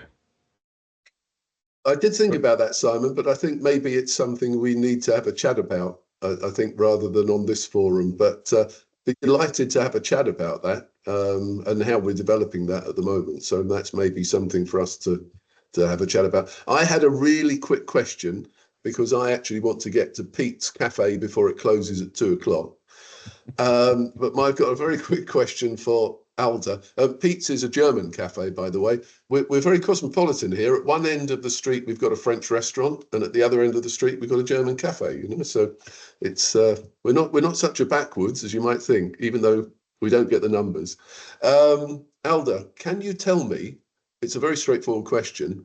When the volunteers come for their doing what we would call a red up, or what you would call, your conservation work, who pays for their accommodation? Visit Faroe Islands does pay for it. Who? What's that? Visit Faroe Islands. Yeah, we do. You do. So is that public funding? That's public funding, and then firstly, we try to get a good price to get the community to give a good price, because they see the meaning of this. And then secondly, the tourist offices take on some extra costs. The tourist offices or the municipalities who are, they are applying with their projects to us, and then we take 10 of them and go on with those. So the ones taking on the projects pay a little extra cost, but otherwise it's on us. I think it's 2,000 Danish kroners per volunteer per day. Okay, I'll That have we to pay. get. I'll have to translate that one later. The 2,000. 2,000 Danish kroners per Okay, so it's volunteer kind per of day. Yeah. right. Okay, but it is a public Roughly funding. 200 That's quid. interesting. Thank you. Well, I think that's a good place to stop. I see Esther's replied to Graham's question there in chat, so I think yes, we will stop so Steve can get his German cafe. Thank you very much, all four speakers. That's been a really enjoyable and thought-provoking session. Thank you everyone for your attendance and for your questions in the chat. And yeah, we will notch this up as another very successful Faroes Shetland Research Symposium, and there will be others coming shortly as well, so look out for those. And it just goes to show that it's very important and very enlightening when the two northern archipelagos talk to each other. So thank you very much, everyone. Thank you. Thanks a lot. Cheers, guys. Bye-bye. Thank you. Bye-bye. Bye. Bye-bye. Well done, Esther. How are you? Oh, that's all right. Sorry, I couldn't give a better answer for you. It's just well out of my remit, and I think But I would think love it that's to be in my actually remit. that's I actually think a that'd be perfectly good amazing. it's a perfectly good answer. I think it's interesting that it's outside your remit. I think that's actually the answer. But it does raise the interesting question of what are we protecting these things for if it isn't for the wider public? It is really interesting, isn't it? Yeah. I mean, obviously, to some extent, it's because of for the value of having them for the potential future research and things like that. But it is slightly perverse, and I think there's definitely a gap in service provision in terms of signage and that sort of thing. I note, for example, that actually a lot of these monuments have been taken off the Ordnance Survey map in the most recent editions as well. Oh, that's so interesting. If they just started to pull them off, so so the only way you'd find them now is like past map or something like that. Kind of thing, yeah. So which I think is a real shame. It was a real core thing of the Ordnance Survey. I mean, they would even put up, site of a villa, even if there wasn't anything to actually see. There was always great stuff you could look at in the Ordnance Survey, and even if it wasn't, as you say, even if there was nothing visible on the ground, or possible homestead, all those random little kind of. But that stuff is now largely removed, even from the 1 to 25,000 maps and things. So you actually, which is as I say, is a real shame. If with somewhere, particularly with somewhere like Shetland, where individual sites are not particularly highly developed as tourist attractions, but the real value is just in the extraordinary extent of archaeology in the landscape as you're walking through it. Interpreting that wider landscape, because you get people saying, I get people saying it all the time. They go, "Oh, the Shetland doesn't have as much archaeology, Saltney." Like, what? No, it completely does. It doesn't have as more. But actually, even Orkney doesn't properly signpost. Even some of the sites that are open to the public. I mean, places like Wideford and things, they're almost hidden, and Queen. And then they're complaining that Mace Howe is completely overwhelmed or whatever. It's like, well, there's actually a much better one that hardly anybody goes to. It's changing now. Queen is getting overwhelmed. Unston's getting overwhelmed. We're actually having a problem with ironically, because they're all mine. Ironically, we're now getting a problem that the tourists are spreading exactly like we'd want them to do, and we're getting away. We've still got the honeypot sites, but then there's a bit of expansion. But now they're overwhelming the small sites.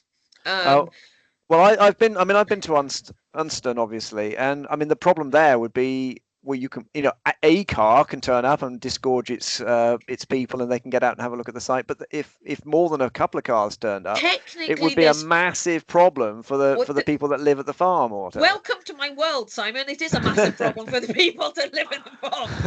Bless them, and they've been incredibly tolerant, and they're very good. But they're now we've just had to put new signage on their garage because people are not only blocking their garage, but they're also refusing to move when they're asked. Just going, well, I haven't finished yet. I'm like, well, they want in their garage, like that we're getting I mean, antisocial that behaviour. whole area actually needs it needs a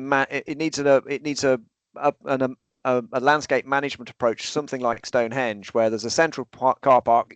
This is the only place where you can park, and then walk out to the sites. Well, I mean, the Gateway project now has a project manager, which is one step further than it has been, because the Gateway project's been talked about ever since I started my PhD. I think it's certainly been many years with the Islands deal. It was good fairly early on. It's now got I'm meeting the new project manager next week. So it's now getting to the point where it's starting to go from an imaginary number in the sky to actually what could we do with this money, which is positive. But that was sort of the idea with the Gateway project, that you've got one visitor centre, one car park.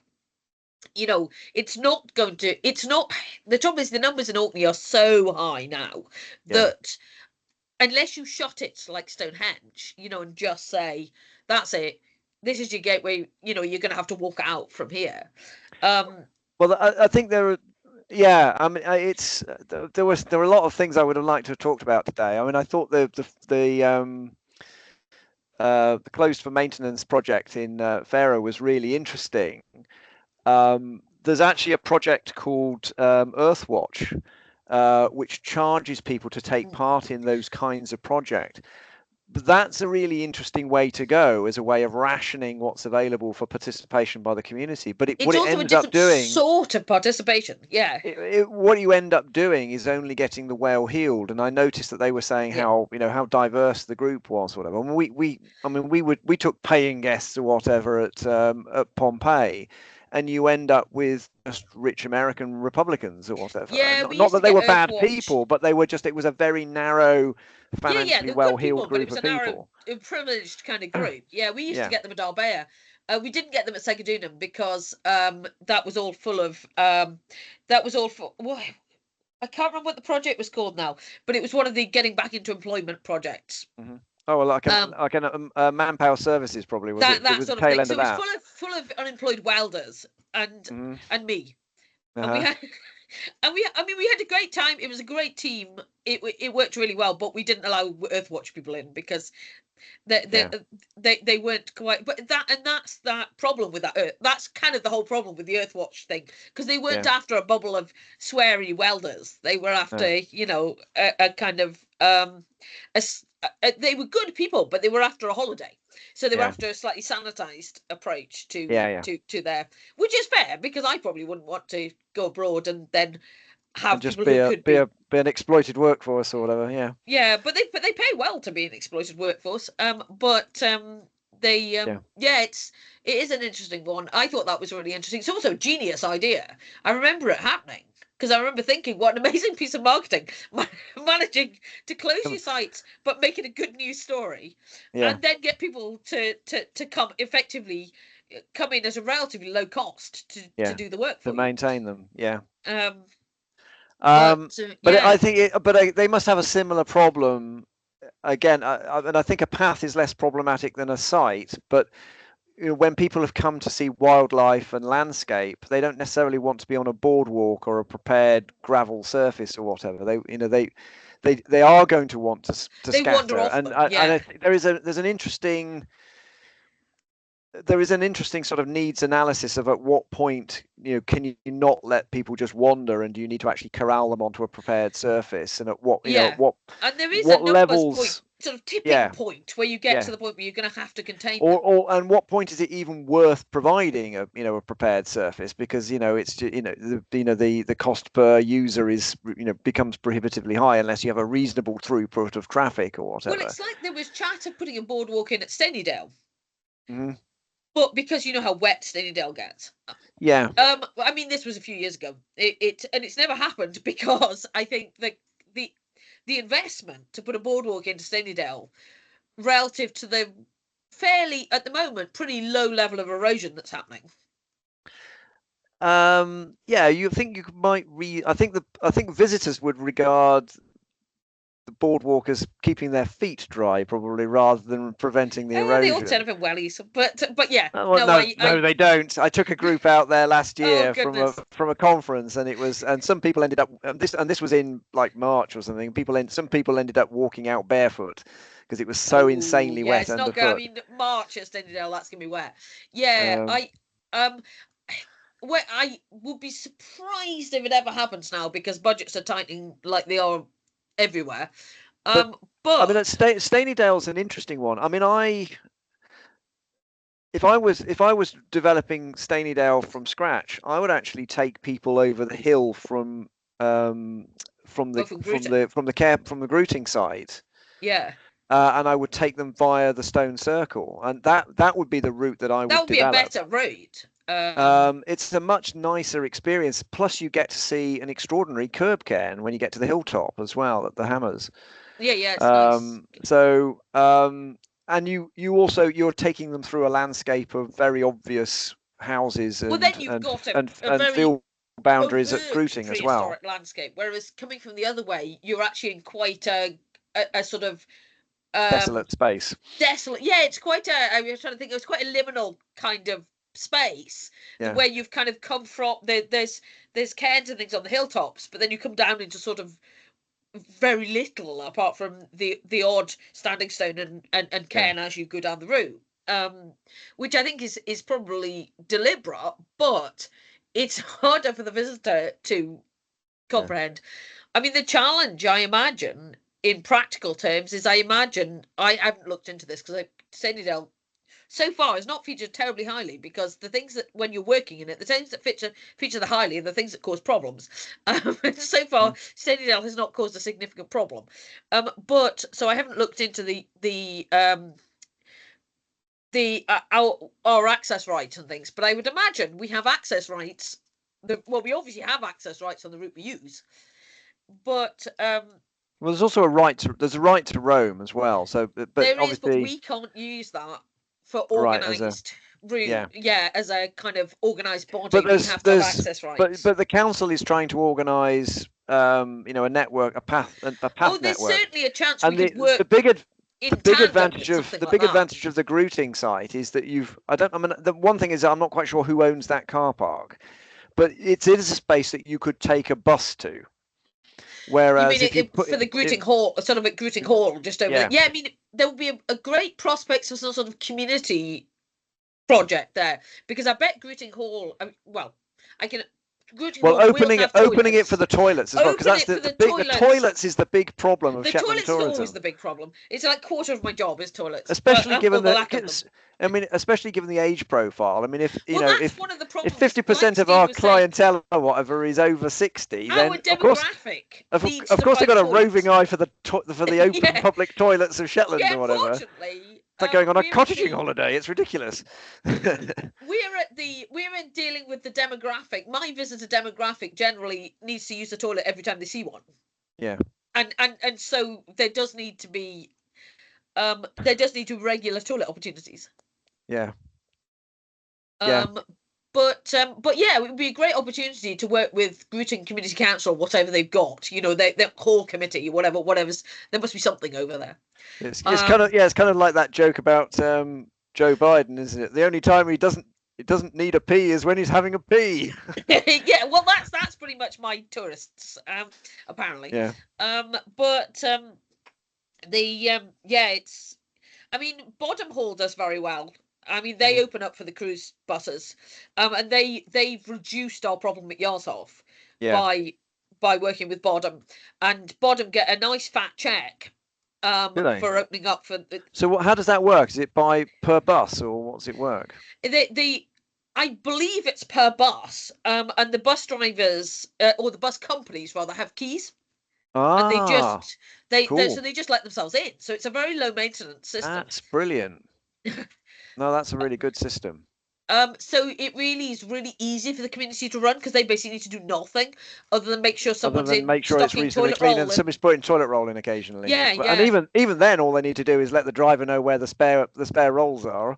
Exactly. It's basically within an reason. agreement. Does somebody need to slosh some disinfectant down it every now and again or whatever? Exactly. It basically just, although by the time you've got too many people using toilets, they get into a disgusting state. So I don't know how often bottom. I haven't heard. I mean, obviously we don't deal directly with them, but I haven't heard any complaints. So I'm presuming that hasn't really been an issue. Yeah. I imagine there's enough toilets in there that they're not getting too heavy a use. Yeah. The problem usually comes when you've got too many people per toilet, and that eventually they stop flushing or some such happens. Yeah. But yeah, it's. So are there any plans to put a toilet in at Jarlshof then? Because that is a bit of an issue, isn't it? To put it mildly. It's probably the bit of an issue you've got for Shetland, is it? It's my biggest Shetland issue. That and people climbing on Clickermen. But my biggest visitor in terms of pragma is that. The problem is at the second is that we don't have any land outside of what I showed on the slide, outside of that, the property and care. So we don't own anything beyond the visitor centre. The visitor centre has a toilet that's the staff toilet. Mm-hmm. That goes to a very, very antiquated septic system that SEPA are currently turning a blind eye to on the basis that we don't overload it. Right. So that can't be used for the public, and that's the SEPA.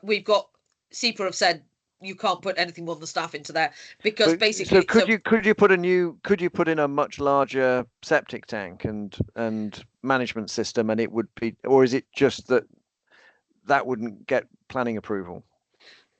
What we tried to do in 2018, there was a Jarlshof infrastructure project in 2018 that never actually got. We tried to buy the land just up from the visitor centre, sort of running down the side of the hotel. You know, the kind of the access route. That little kind of beyond the Jarlshof side of the wall.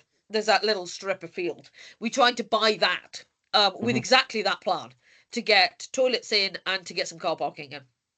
Unfortunately, that fell through because we're restricted to government levels of purchasing, and the value of the land was higher than we were allowed to pay. Right. It's a part of our funding requirements that we're not allowed to. We've got control. How much were they asking for the land then? I don't know because it goes before my time, but they were asking more than we were allowed to pay, so it must have been more than market price. Over some sort of threshold. Over some sort of market threshold. Yeah. We are potentially revisiting that if we can try and raise some other form of funding, but it'll need some other form of funding. In an ideal world, we're also trying to work with the Amenity Trust and trying to see if, because Sunborough have a problem, Scatness have a problem. Scatness doesn't have a proper toilet either. I mean what they did at Scatness was bonkers. I mean, they putting in that visitor centre with no toilet facilities was just absurd, actually. I mean, we have looked at Jarlshof. We've looked at the possibility of putting something in. We even putting some sort of portable. We obviously can't put them on the car park because it's not ours. It belongs to Sunborough Hotel. Unfortunately, we don't have enough space because we did look into putting it beside the visitor centre, but we don't have enough space on land that we own. Or we don't own, but we lease, So we did look at the possibility of putting in something with a tank that you would have to pump out, so it wasn't like a proper septic system, but it was just a holding tank effectively. So it looked like a proper toilet, but it just went to a holding tank. But that was going to cause massive problems with that. Look, the problem is the visitor centre is built smack on the other bit of Jarlshof. And so you need a completely new visitor centre, basically. We need a new visitor centre and a new excavation in order to, as part of that, which all sounds great, to be honest. But and ideally, I guess your own access road from the main road, probably. You don't have to maintain relationship with somewhat irritable bowel syndrome hotel owner or whatever. Yeah. At the minute, it's all very we have to stay keeping everyone very happy. I mean, to be fair, they're fine at the minute, but there is a worry that he's wanting to retire, and obviously, if he sells the hotel and they go no, then it's a massive deal. It's on. I mean, it's probably on our kind of national risk register. Wow. Of the fact that we could just lose all parking for the site. There could be nothing. And then basically you might as well close the site. I mean, you could actually make quite a good case for creating some sort of visitor centre between the two that you walked to. Yeah, I think there would be. I think that's probably the way to do it, isn't it? Viability to sort of work with those two sites together and try and tie them more, because they make a beautiful pair.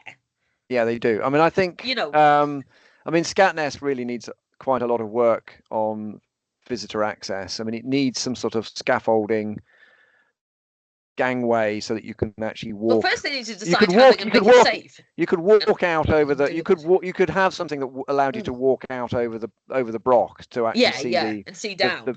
See down into it. That would be relatively easy to do. I could see how you could do that with certainly on a semi-temporary basis with scaffolding and a simple path up the grass bank, basically.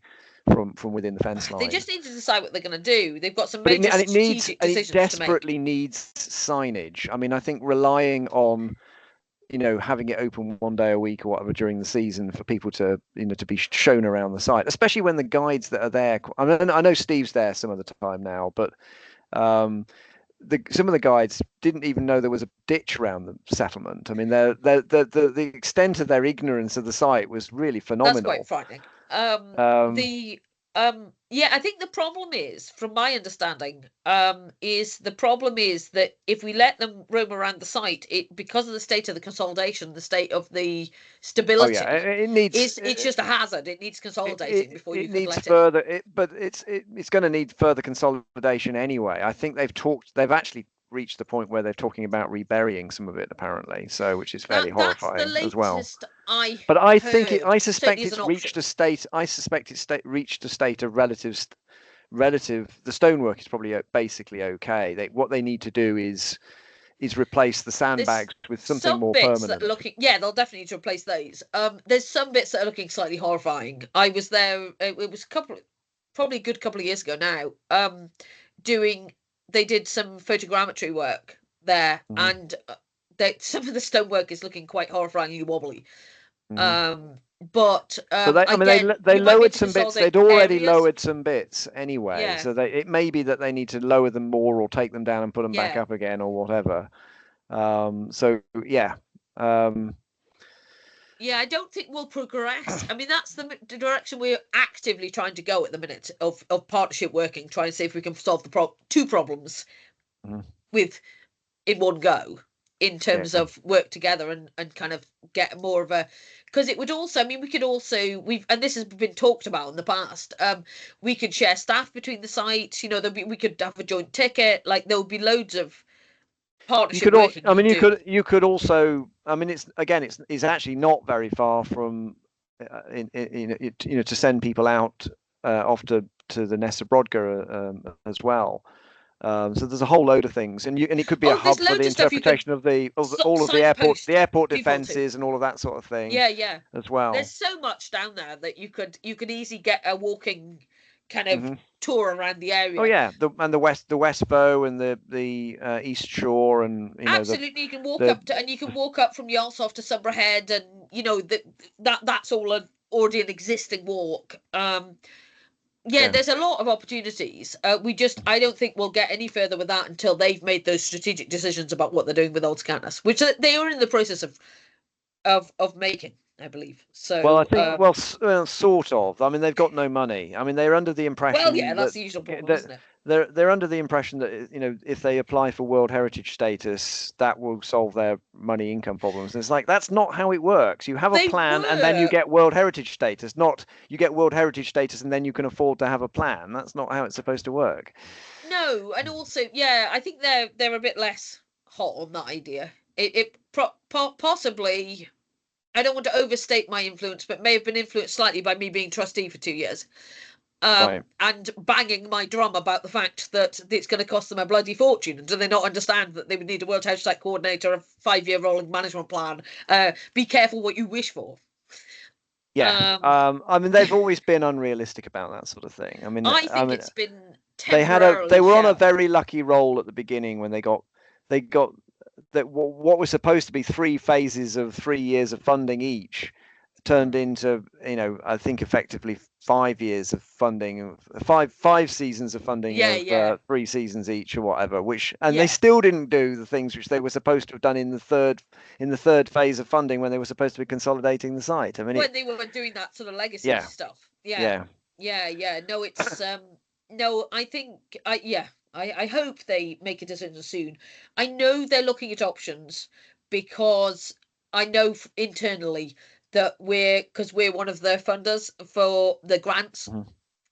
So I know they are looking at options because we were one of their original grant funders. So obviously that's not to do with me, but I just know via the grapevine that they are looking at options, like in a serious way. They were when I was trustee, they were looking at options in a very trustees. What do you think? Which was slightly terrifying because poor Val, who I don't usually feel this much sympathy for, but was trying to present to an audience of people, only one of whom even knew anything about the significance of the site or had any iota, real interest either, probably. I mean, a load of the other trustees were just going, "Oh, just bury it. It costs too much money. Just bury the whole thing." Funnily enough, that sounds like terrible Philistine. On one level, you know, if they can't manage it properly, that is probably what they should do. Be more protective of it. But I mean, obviously, what's your view on Brodgar off the record? Are you happy with them burying that again? I'm happy with them burying and I would be happy with them burying Scatness if they just set out to do that in the first place and said we're going to dig this and then bury it. I just think now we'd struggle. I think partial reburial might be a sensible approach. Well, it's already partially. I mean, it's already partially reburied. It's already partial anyway. I can be quite a Philistine when it comes to these things because I'm quite pragmatic, you know, about what's the best protection for the site. But I think realistically, if they tried to bury that, my worry with them was they were saying just bury it because we can't be bothered, it costs money, rather than bury it to protect the archaeology and bury it because we can't afford to look after it properly. They don't even know enough to know how to present the unpalatable in an acceptable way. In protecting it, they just wanted to save money, and the easiest way to save money was a JCB and some topsoil. Although they sold all the topsoil from the site, but anyway, that's another story. Well, that's gone. But no, I don't have a problem with the Nessa Brodgar. At the end of the day, they said I think they've handled it very cleverly. They've said all the way along on tours this year, you know, they were hammering at home of why they couldn't leave it exposed. They were showing how friable the stone was. They were, you know, they were doing it in very tangible ways that people could understand. So no, I think there was no way they could afford to keep the nest open without it becoming a old Scatness. So it's better off covered, I think. Oh, what's your feeling on it? I think it's a shame. On one level, I think if you aren't going to do it, if you aren't going to be able to consolidate it adequately, then you have to rebury it. Because you've got to show it. Why it was pragmatic. And there is a case to be made. I mean, I don't think you can do. I mean, this would have been obviously well before your time, and I blew my chance to see it. They used to open up the Woodchester Orpheus mosaic every 10 years. Oh yeah. And they had done that. They did that for about 200 years. They did it until I think the last time he opened it was 1975. Yeah. So it was excavated in the late 18th century, and they opened it up every 10 years. The thing is, you can't do that indefinitely without horrendously damaging the site. So they just dig it back up again. Yeah. But there is a case for limited exposure. And, you know, having got 10 years of really good service out of Brodgar, there is a case for, okay, now we need to backfill it, but maybe we'll open it up again at some point in the future.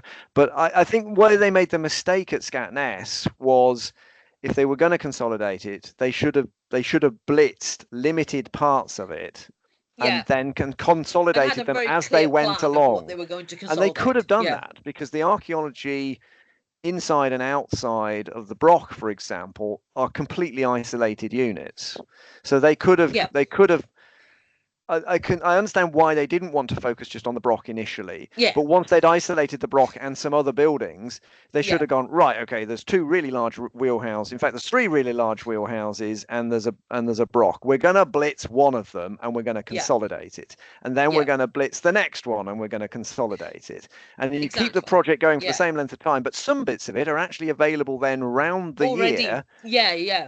And you've got them ticked off. And also, you're also forced to think about, okay, we're digging this, but we also got to have an eye to consolidating it. Yeah. So, for example, where I put my ditch across the enclosure ditch, my section across the enclosure ditch, wasn't my choice, but I should have said this is a stupid place to put it if we want to keep it open for the general public. If we move it 10 meters to the north, it can be it can be combined with the edge of the cutting where the road goes, and we can it'll be easier to photograph.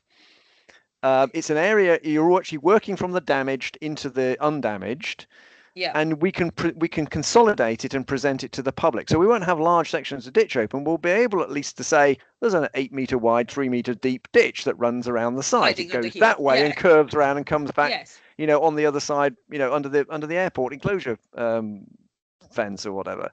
So. We weren't, the people that were doing the research weren't thinking about the consolidation, and the people that were left with the consolidation were just presented with an overwhelming amount of work to do. And with lots and lots of loose ends, which just had never been properly thought about. How are you going to, why did they stop here? Why didn't, what the hell were they thinking, sort of thing? And how are we supposed to consolidate this? So it was classic of that era though as well, wasn't it? Because there was a big gulf. I know because I graduated in 99, and at that point, which would have been around that kind of era, and at that point there was a massive gulf between research archaeology and sort of this idea of tourism and the heritage industry, which was seen as a bit of a dirty word. In some respects they did much better. I mean, they were on the cusp. They were moving from that complete isolation between the researchers and the long-term management of the resource but they were excessively focused in the theatre of excavation. And the living history interpretation and all of that sort of thing. So there was genuine outreach to the general public, but there was no long-term plan of how are we going to turn this into a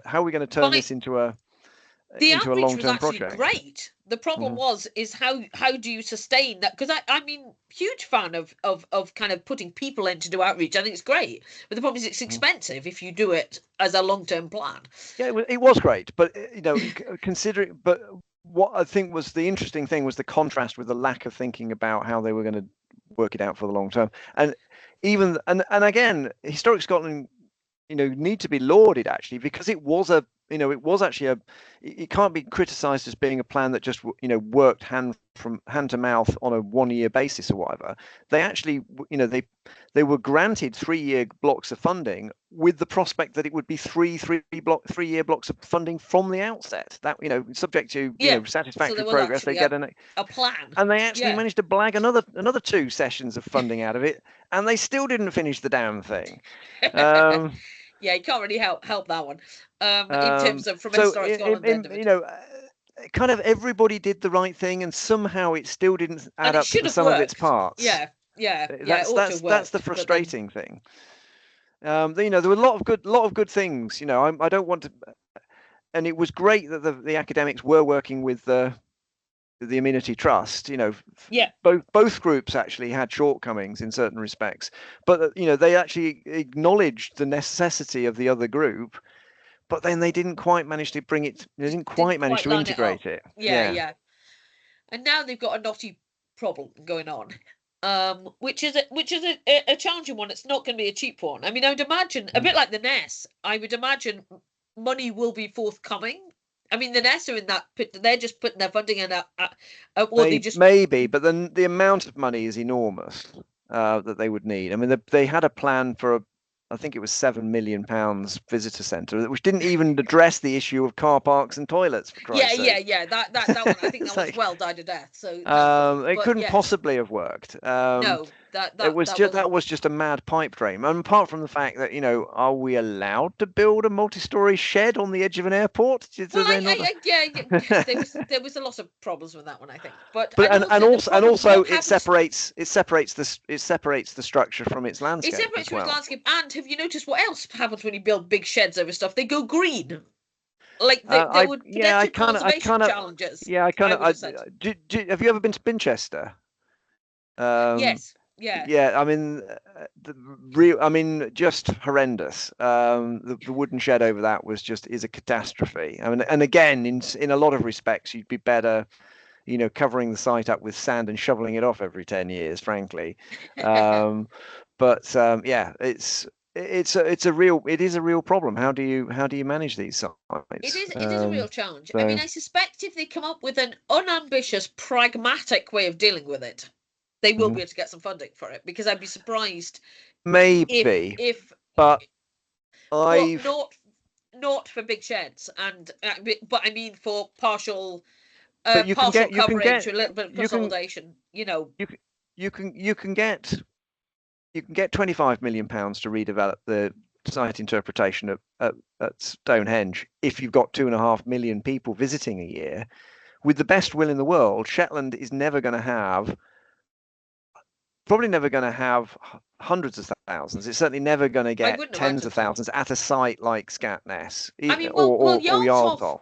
Is heading for 30,000 this year, and I reckon Scatness would probably do the same if it was. I would imagine if you link the two together, you could, and if you put a restaurant in with toilets, apparently that is the key to success at any visitor attraction, isn't it? Yeah, if I could good flavours of ice creams. Never mind the interpretation too much. Everywhere, never mind. That's the problem at so many sites. It's a massive problem. I mean, the debates in Orkney. Thankfully, I'm not on the. I am. I think what you need to do. I would treat. I mean, you have the thing in Orkney is you do have the numbers to justify it. Yes. Scatness, you are coming from a much lower base. It potentially Shetland could have a similar tourism industry to Orkney, actually, in a lot of respects. There's no actual reason why it shouldn't, because we can. Well, slightly longer runway, which could take jets, would be quite helpful. I'm thinking about cruise more than We've from a cruise point of view. I mean, last year Orkney had 236, I think, boats in. I'm not sure what Shetland's was, but it's not up at that kind of level yet.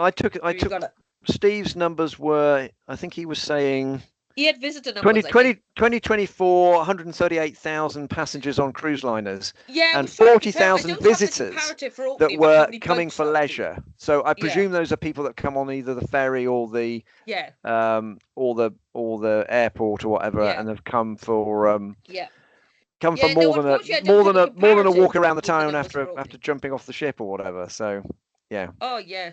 They I was trying to work that out, because I was hoping you would tell me how many ships that was, but because that will be available. It's probably something like 35 or something. I can look it up, but I can look it up. I just didn't have it on the because we're still in the 100 something.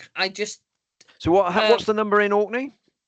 230 odd. 230,000. Yeah. No, 230 odd ships. Oh right. I don't have the visitor numbers. That's the problem. Okay, so the average ship is probably a couple of thousand people. Yeah. Okay. So they're working by ships, where Shetland seems to be working by individual visitors. Well, and I wonder how many of those visitors actually got off the ship as well, to be completely honest with you. I mean, I presume that's the number. You do hit that. I mean, we certainly don't deal with the numbers that. But it's becoming a problem. It is becoming a problem because you'll get a whole load of people who'll come off the ship, and then they'll go down to Jarlshof on the public transport, and then there's no spaces for anybody else. We have exactly the same thing in Orkney, because the X1 has just started. Stagecoach have just started the X1 calling at Skara Brae this summer. It already called at the same. Well, it was originally the end of the Brodgar road. But then it started going round via the stone circles, because people were getting themselves nearly run over on the road. So it started to loop around that way. And now it goes to Skara Brae. And yes, they have exactly the same problem. Although they've reasonably. I'm hoping that next year they're talking about, which I think is a reasonable solution to try. They're talking about having 2 buses running them running on the half hour, one that's effectively a tourist bus that goes around does Mace House, Scarborough and the Stone Circles, and the public, the locals of course are welcome to get on that one if they want to, but then one that just goes straight through to Stromness. They don't need to complain when it's full of tourists. But yes, they can't complain if it's full of tourists if they get on. And then the other one has far less stops and just stops in the villages as opposed to stopping at the heritage sites, so that you try and divide the two sets of customers, which I think will be interesting. That might solve that problem. It might partially solve it at any rate, or at least it'll help address it. Because we're having the same problem in both islands. Because although ironically the stagecoach brought this one on themselves last year because it was nothing to do with us, they just decided they were going to run the bus to Skara. We were like, cool. Fine. But presumably they are taking some sort of subsidy from the local council, so the council presumably has something to say about the fact that there's no spaces for locals or whatever on the actual bus. I was at a meeting just a couple of weeks ago in Orkney, about 3 weeks ago in Orkney, a sort of end of season wrap up, and there was Transport Orkney were there and all that. They were talking about the stagecoach issues, and they're thoroughly on. That's how I know about that plan, because that was the transport team that were talking about that. There's a lot of kind of engagement between the two. They're proactively supporting it, but they're definitely supportive of this adaptation to try and make it a bit more to reduce the backlash. But from the locals, and the issue with Jarlshof is you couldn't really do that because we are literally on the airport bus, and so it's it's not like Orkney, we've got a bunch of sites. It's a bit more pressuring as well if you actually miss your flight, because there's there's a whole load of people wanting to go to Jarlshof. Exactly. Whereas if you're late to Stromness, unless you miss the ferry, of course, down to Skravstad. No, I haven't heard. Thankfully, we don't tend to get those. Funnily enough, in Orkney, we don't tend to get those complaints. I think. It's newer. The tourist issue is newer in Shetland than it is in Orkney, and so although people are more negative about cruise passengers, particularly in Orkney, than they are in Shetland, because there's actively some businesses in Orkney now that have signs on the door saying no cruise passengers. All right. So it's gone quite. I was thinking about that. It's sort of no blacks, no Irish, no cruise passengers. It's gone a little bit like that. Yeah, no cruise. I'm hoping Shetland doesn't go quite that far. Hopefully we can mitigate, in a better way before we start getting people feeling like that. But I realise there's obviously growing unrest. There's always been quite a significant hostility to tourism in Shetland, though. The whole, we're a working community. We do fishing, we do oil, we do, we're not gonna do tourism because that's servile. But apparently we now do tourism, whether we like it or not. I think it's becoming more significant. I think as oil is fading into insignificance, because although Steve said it's still doing good business, it's at 10% of the capacity that it was at its height.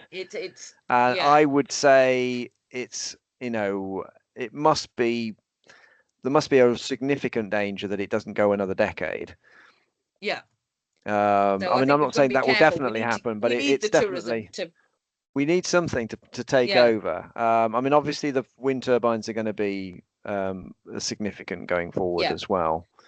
But we like them even less than tourists. I think we have to do. I think it's a little bit like. People weren't.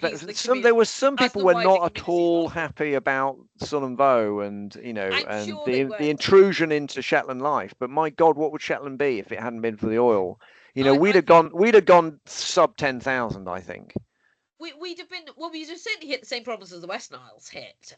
Because we were already kind of there at that point before the oil arrived. And that's why there's such a significant amount of alcoholism in the older population and things like that, because prior to the oil it did have the same dead end kind of lack of anything issues really that you get in some of these isolated communities. No, I think, from personal point of view, I think the turbines are up, so embrace them and Yeah. If we honestly want to sit here and use electricity, we can't be too precious. It could have been a nuclear power station. It could have been a nuclear power station, and let's face it, even if they put it in Caithness, we're better off with the turbines. Yeah, exactly. So, I think we've got to, if we want to use the electricity, we've got to accept that it comes from somewhere. It's got to come from somewhere, and we can't. I mean, the oil is terminal. Even without in the North Sea, whether it's with or without climate change, it's really just a question of whether we want to drag it out or whether we want to. And actually, in terms of jobs, the installation of offshore wind turbines is potentially a very similar industry to maintaining the oil rig. So there's potentially lots of work from that. Maintaining that. Keep the economy going. So I think that's a reasonable thing for us to carry on with. But there's a lot of hostility, and well, I mean, I guess you do live up that way, don't you? I mean, does it really bug you driving through the landscapes at Eshenes and not Eshenes at the Langcams and all of that sort of thing? I walk the dog every morning up to the end of our valley where you can see all the Kyrgård, because we almost joined Kyrgård effectively. We're certainly close enough to see all the Kyrgård turbines. You can't see them. We can't see any from the house, but we can see them all as soon as you we're down in the bottom of the valley. So as soon as you come up a bit, you can see them all. So I see them over everyone. No, they don't bug me at all, and they don't they may make noise when they're going if you're very close to them, but I don't hear anything off them. There's a domestic turbine that's just up the hill that goes proportionate to the amount of electricity it generates will kill far more birds, I assure you, as well. Yeah, I'm sure, probably. So no, they don't kill them with a bother me, migraine, apart from anything else, probably. But anyway, they bother me less than I thought. I did wonder if I would find them intrusive, but no, I don't. They don't really bother me at all. I mean, they're quite elegant things. I mean, they're fantastic. They look very pieces of pretty engineering. this morning in the snow. Yeah. But I think given that we've cut every tree down and completely changed the soil and enclosed the landscape, I think saying that it's a natural landscape or whatever is a bit rich, really. But anyway. Well, even walking along there, you can see all the peat banks. When you're walking along towards the turbines, it's a very human landscape because it looks that end road towards Kyrgård. It's a dead end. And it looks superficially like a very natural landscape. It's just up in the hill and it's all lovely and full of grouse and things. But actually, as soon as you start looking, it's full of ditches. It's full of peat banks. It's full of it's full of vegetation. And the peat itself is only there because we cut the trees down and eroded all the brown forest soils or whatever. Yeah. So. Yeah. Anyway. Anyway, I probably should head off. But nice to see you anyway.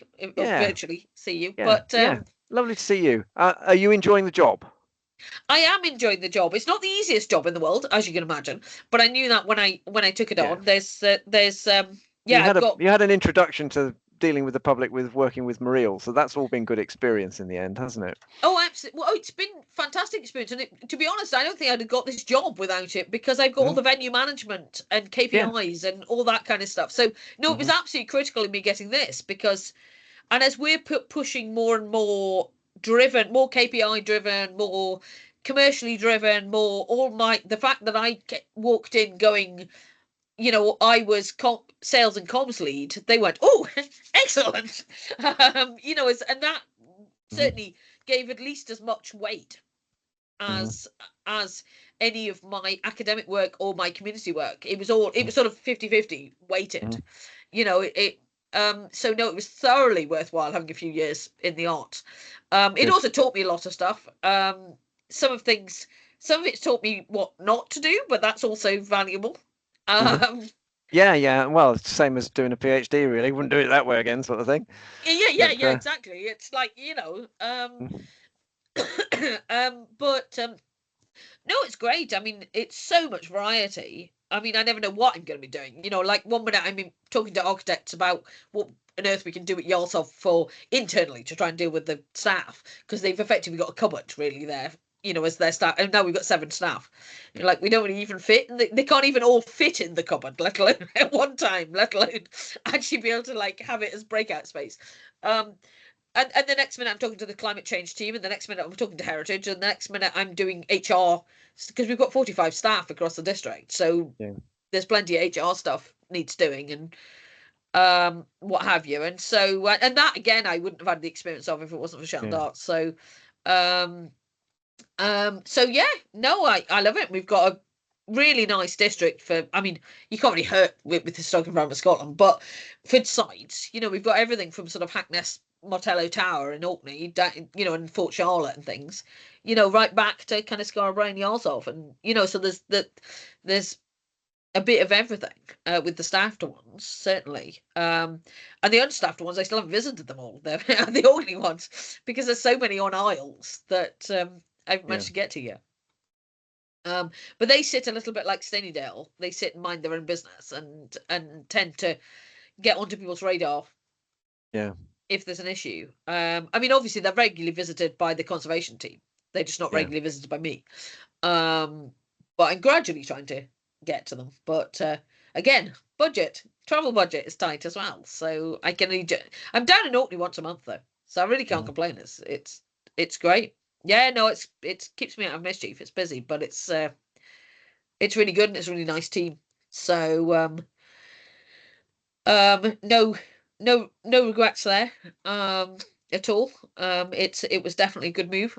I mean, when I saw the job come up, to be honest, I was just like, that's got my name all over it. Like, I have to go for that one. But I wasn't convinced I was going to get it, to be honest. So do you have trouble getting seasonal staff? Yes. What do you need? What are the pinch points? And skill pinch points as well.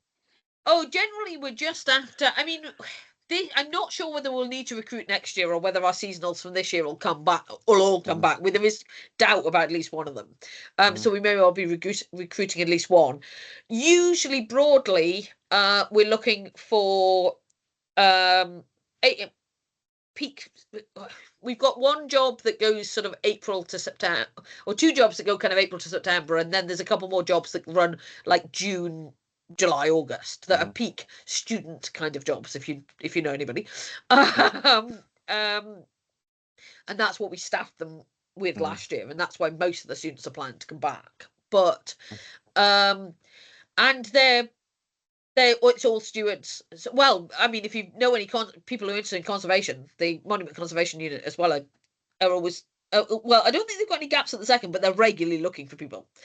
But from our point of view, what qualifications would they need to have? So, I mean, you're looking for people that have got building skills, basically.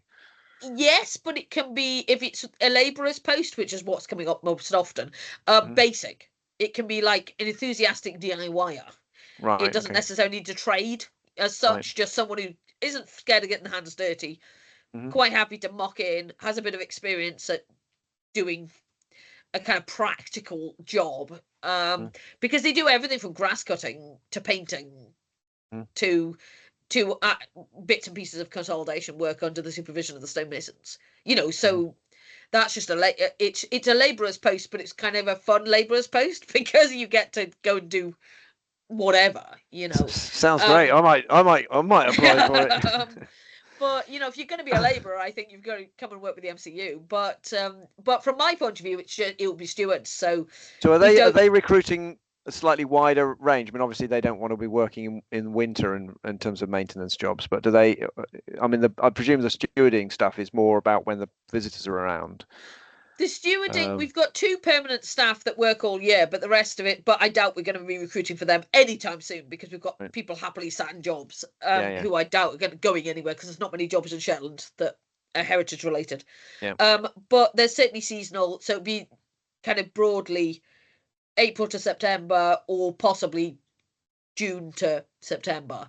And that would be, there might be a full-time opportunity, if not be part-time hours, and usually we're pretty flexible. We split. It makes life a bit of a nightmare for those people like me that have to administer it, but we're very happy to split posts. So if somebody's only after like 1 day a week or something, we can often accommodate that. Depending on what other people are after. We've got lots of like 3 people in one job type of job sharing type things going on, which is why there's 45 of them in my team. Peak season, because that's not necessarily 45 posts, it's just 45 warm bodies rather than but so I can always, I mean, if you know anyone who might be interested, if we do end up recruiting at Yarsov, which I'm not sure yet because we've got one member of staff who's dithering at the second and a student who is finishing. So it depends if he gets a job straight out of uni or whether he ends up coming home. So we should know in December, probably, so only in a couple of weeks, we should know whether we're going to be looking to recruit. So certainly for the seasonal, for one seasonal post. So I can always give you a shout if you've got anyone you can share it with. Right. There might well be somebody in Orkney that would be interested in stuff, or the wider UHI archaeology. Yes, I'm trying to hit them community. This year because we struggle to recruit in Orkney, and I can't believe how few UHI students we get through, given I mean we've got quite a number of staff who are sort of alumni who've ended up as stewards or monument managers. But surprisingly few of our seasonal staff are students, which is surprising. We're about to, and I'll share it with you, and I'll share it with, I don't know who's the best person to share it with at Orkney, just to spread the word. Ben Elliott, probably. I don't know him. He's the undergraduate program lead at the moment. He's a really good guy as well. Okay. Yeah, I think if you're trying to get Jane Downs to do anything for you, it's like drawing teeth. She's so busy. I was thinking she's also probably not really the kind of person who you want to be going, do you have any students who want to do this? Because usually once you're into the professors, they're not that hands-on with that kind of thing. Anyway, I'm going to have to go because I've got somebody else. I've got my they're playing my tune again, so I'm going to have to do stuff. But really great to see you, Esther. Really great to see you. Okay, bye for now. Thank you. Bye-bye.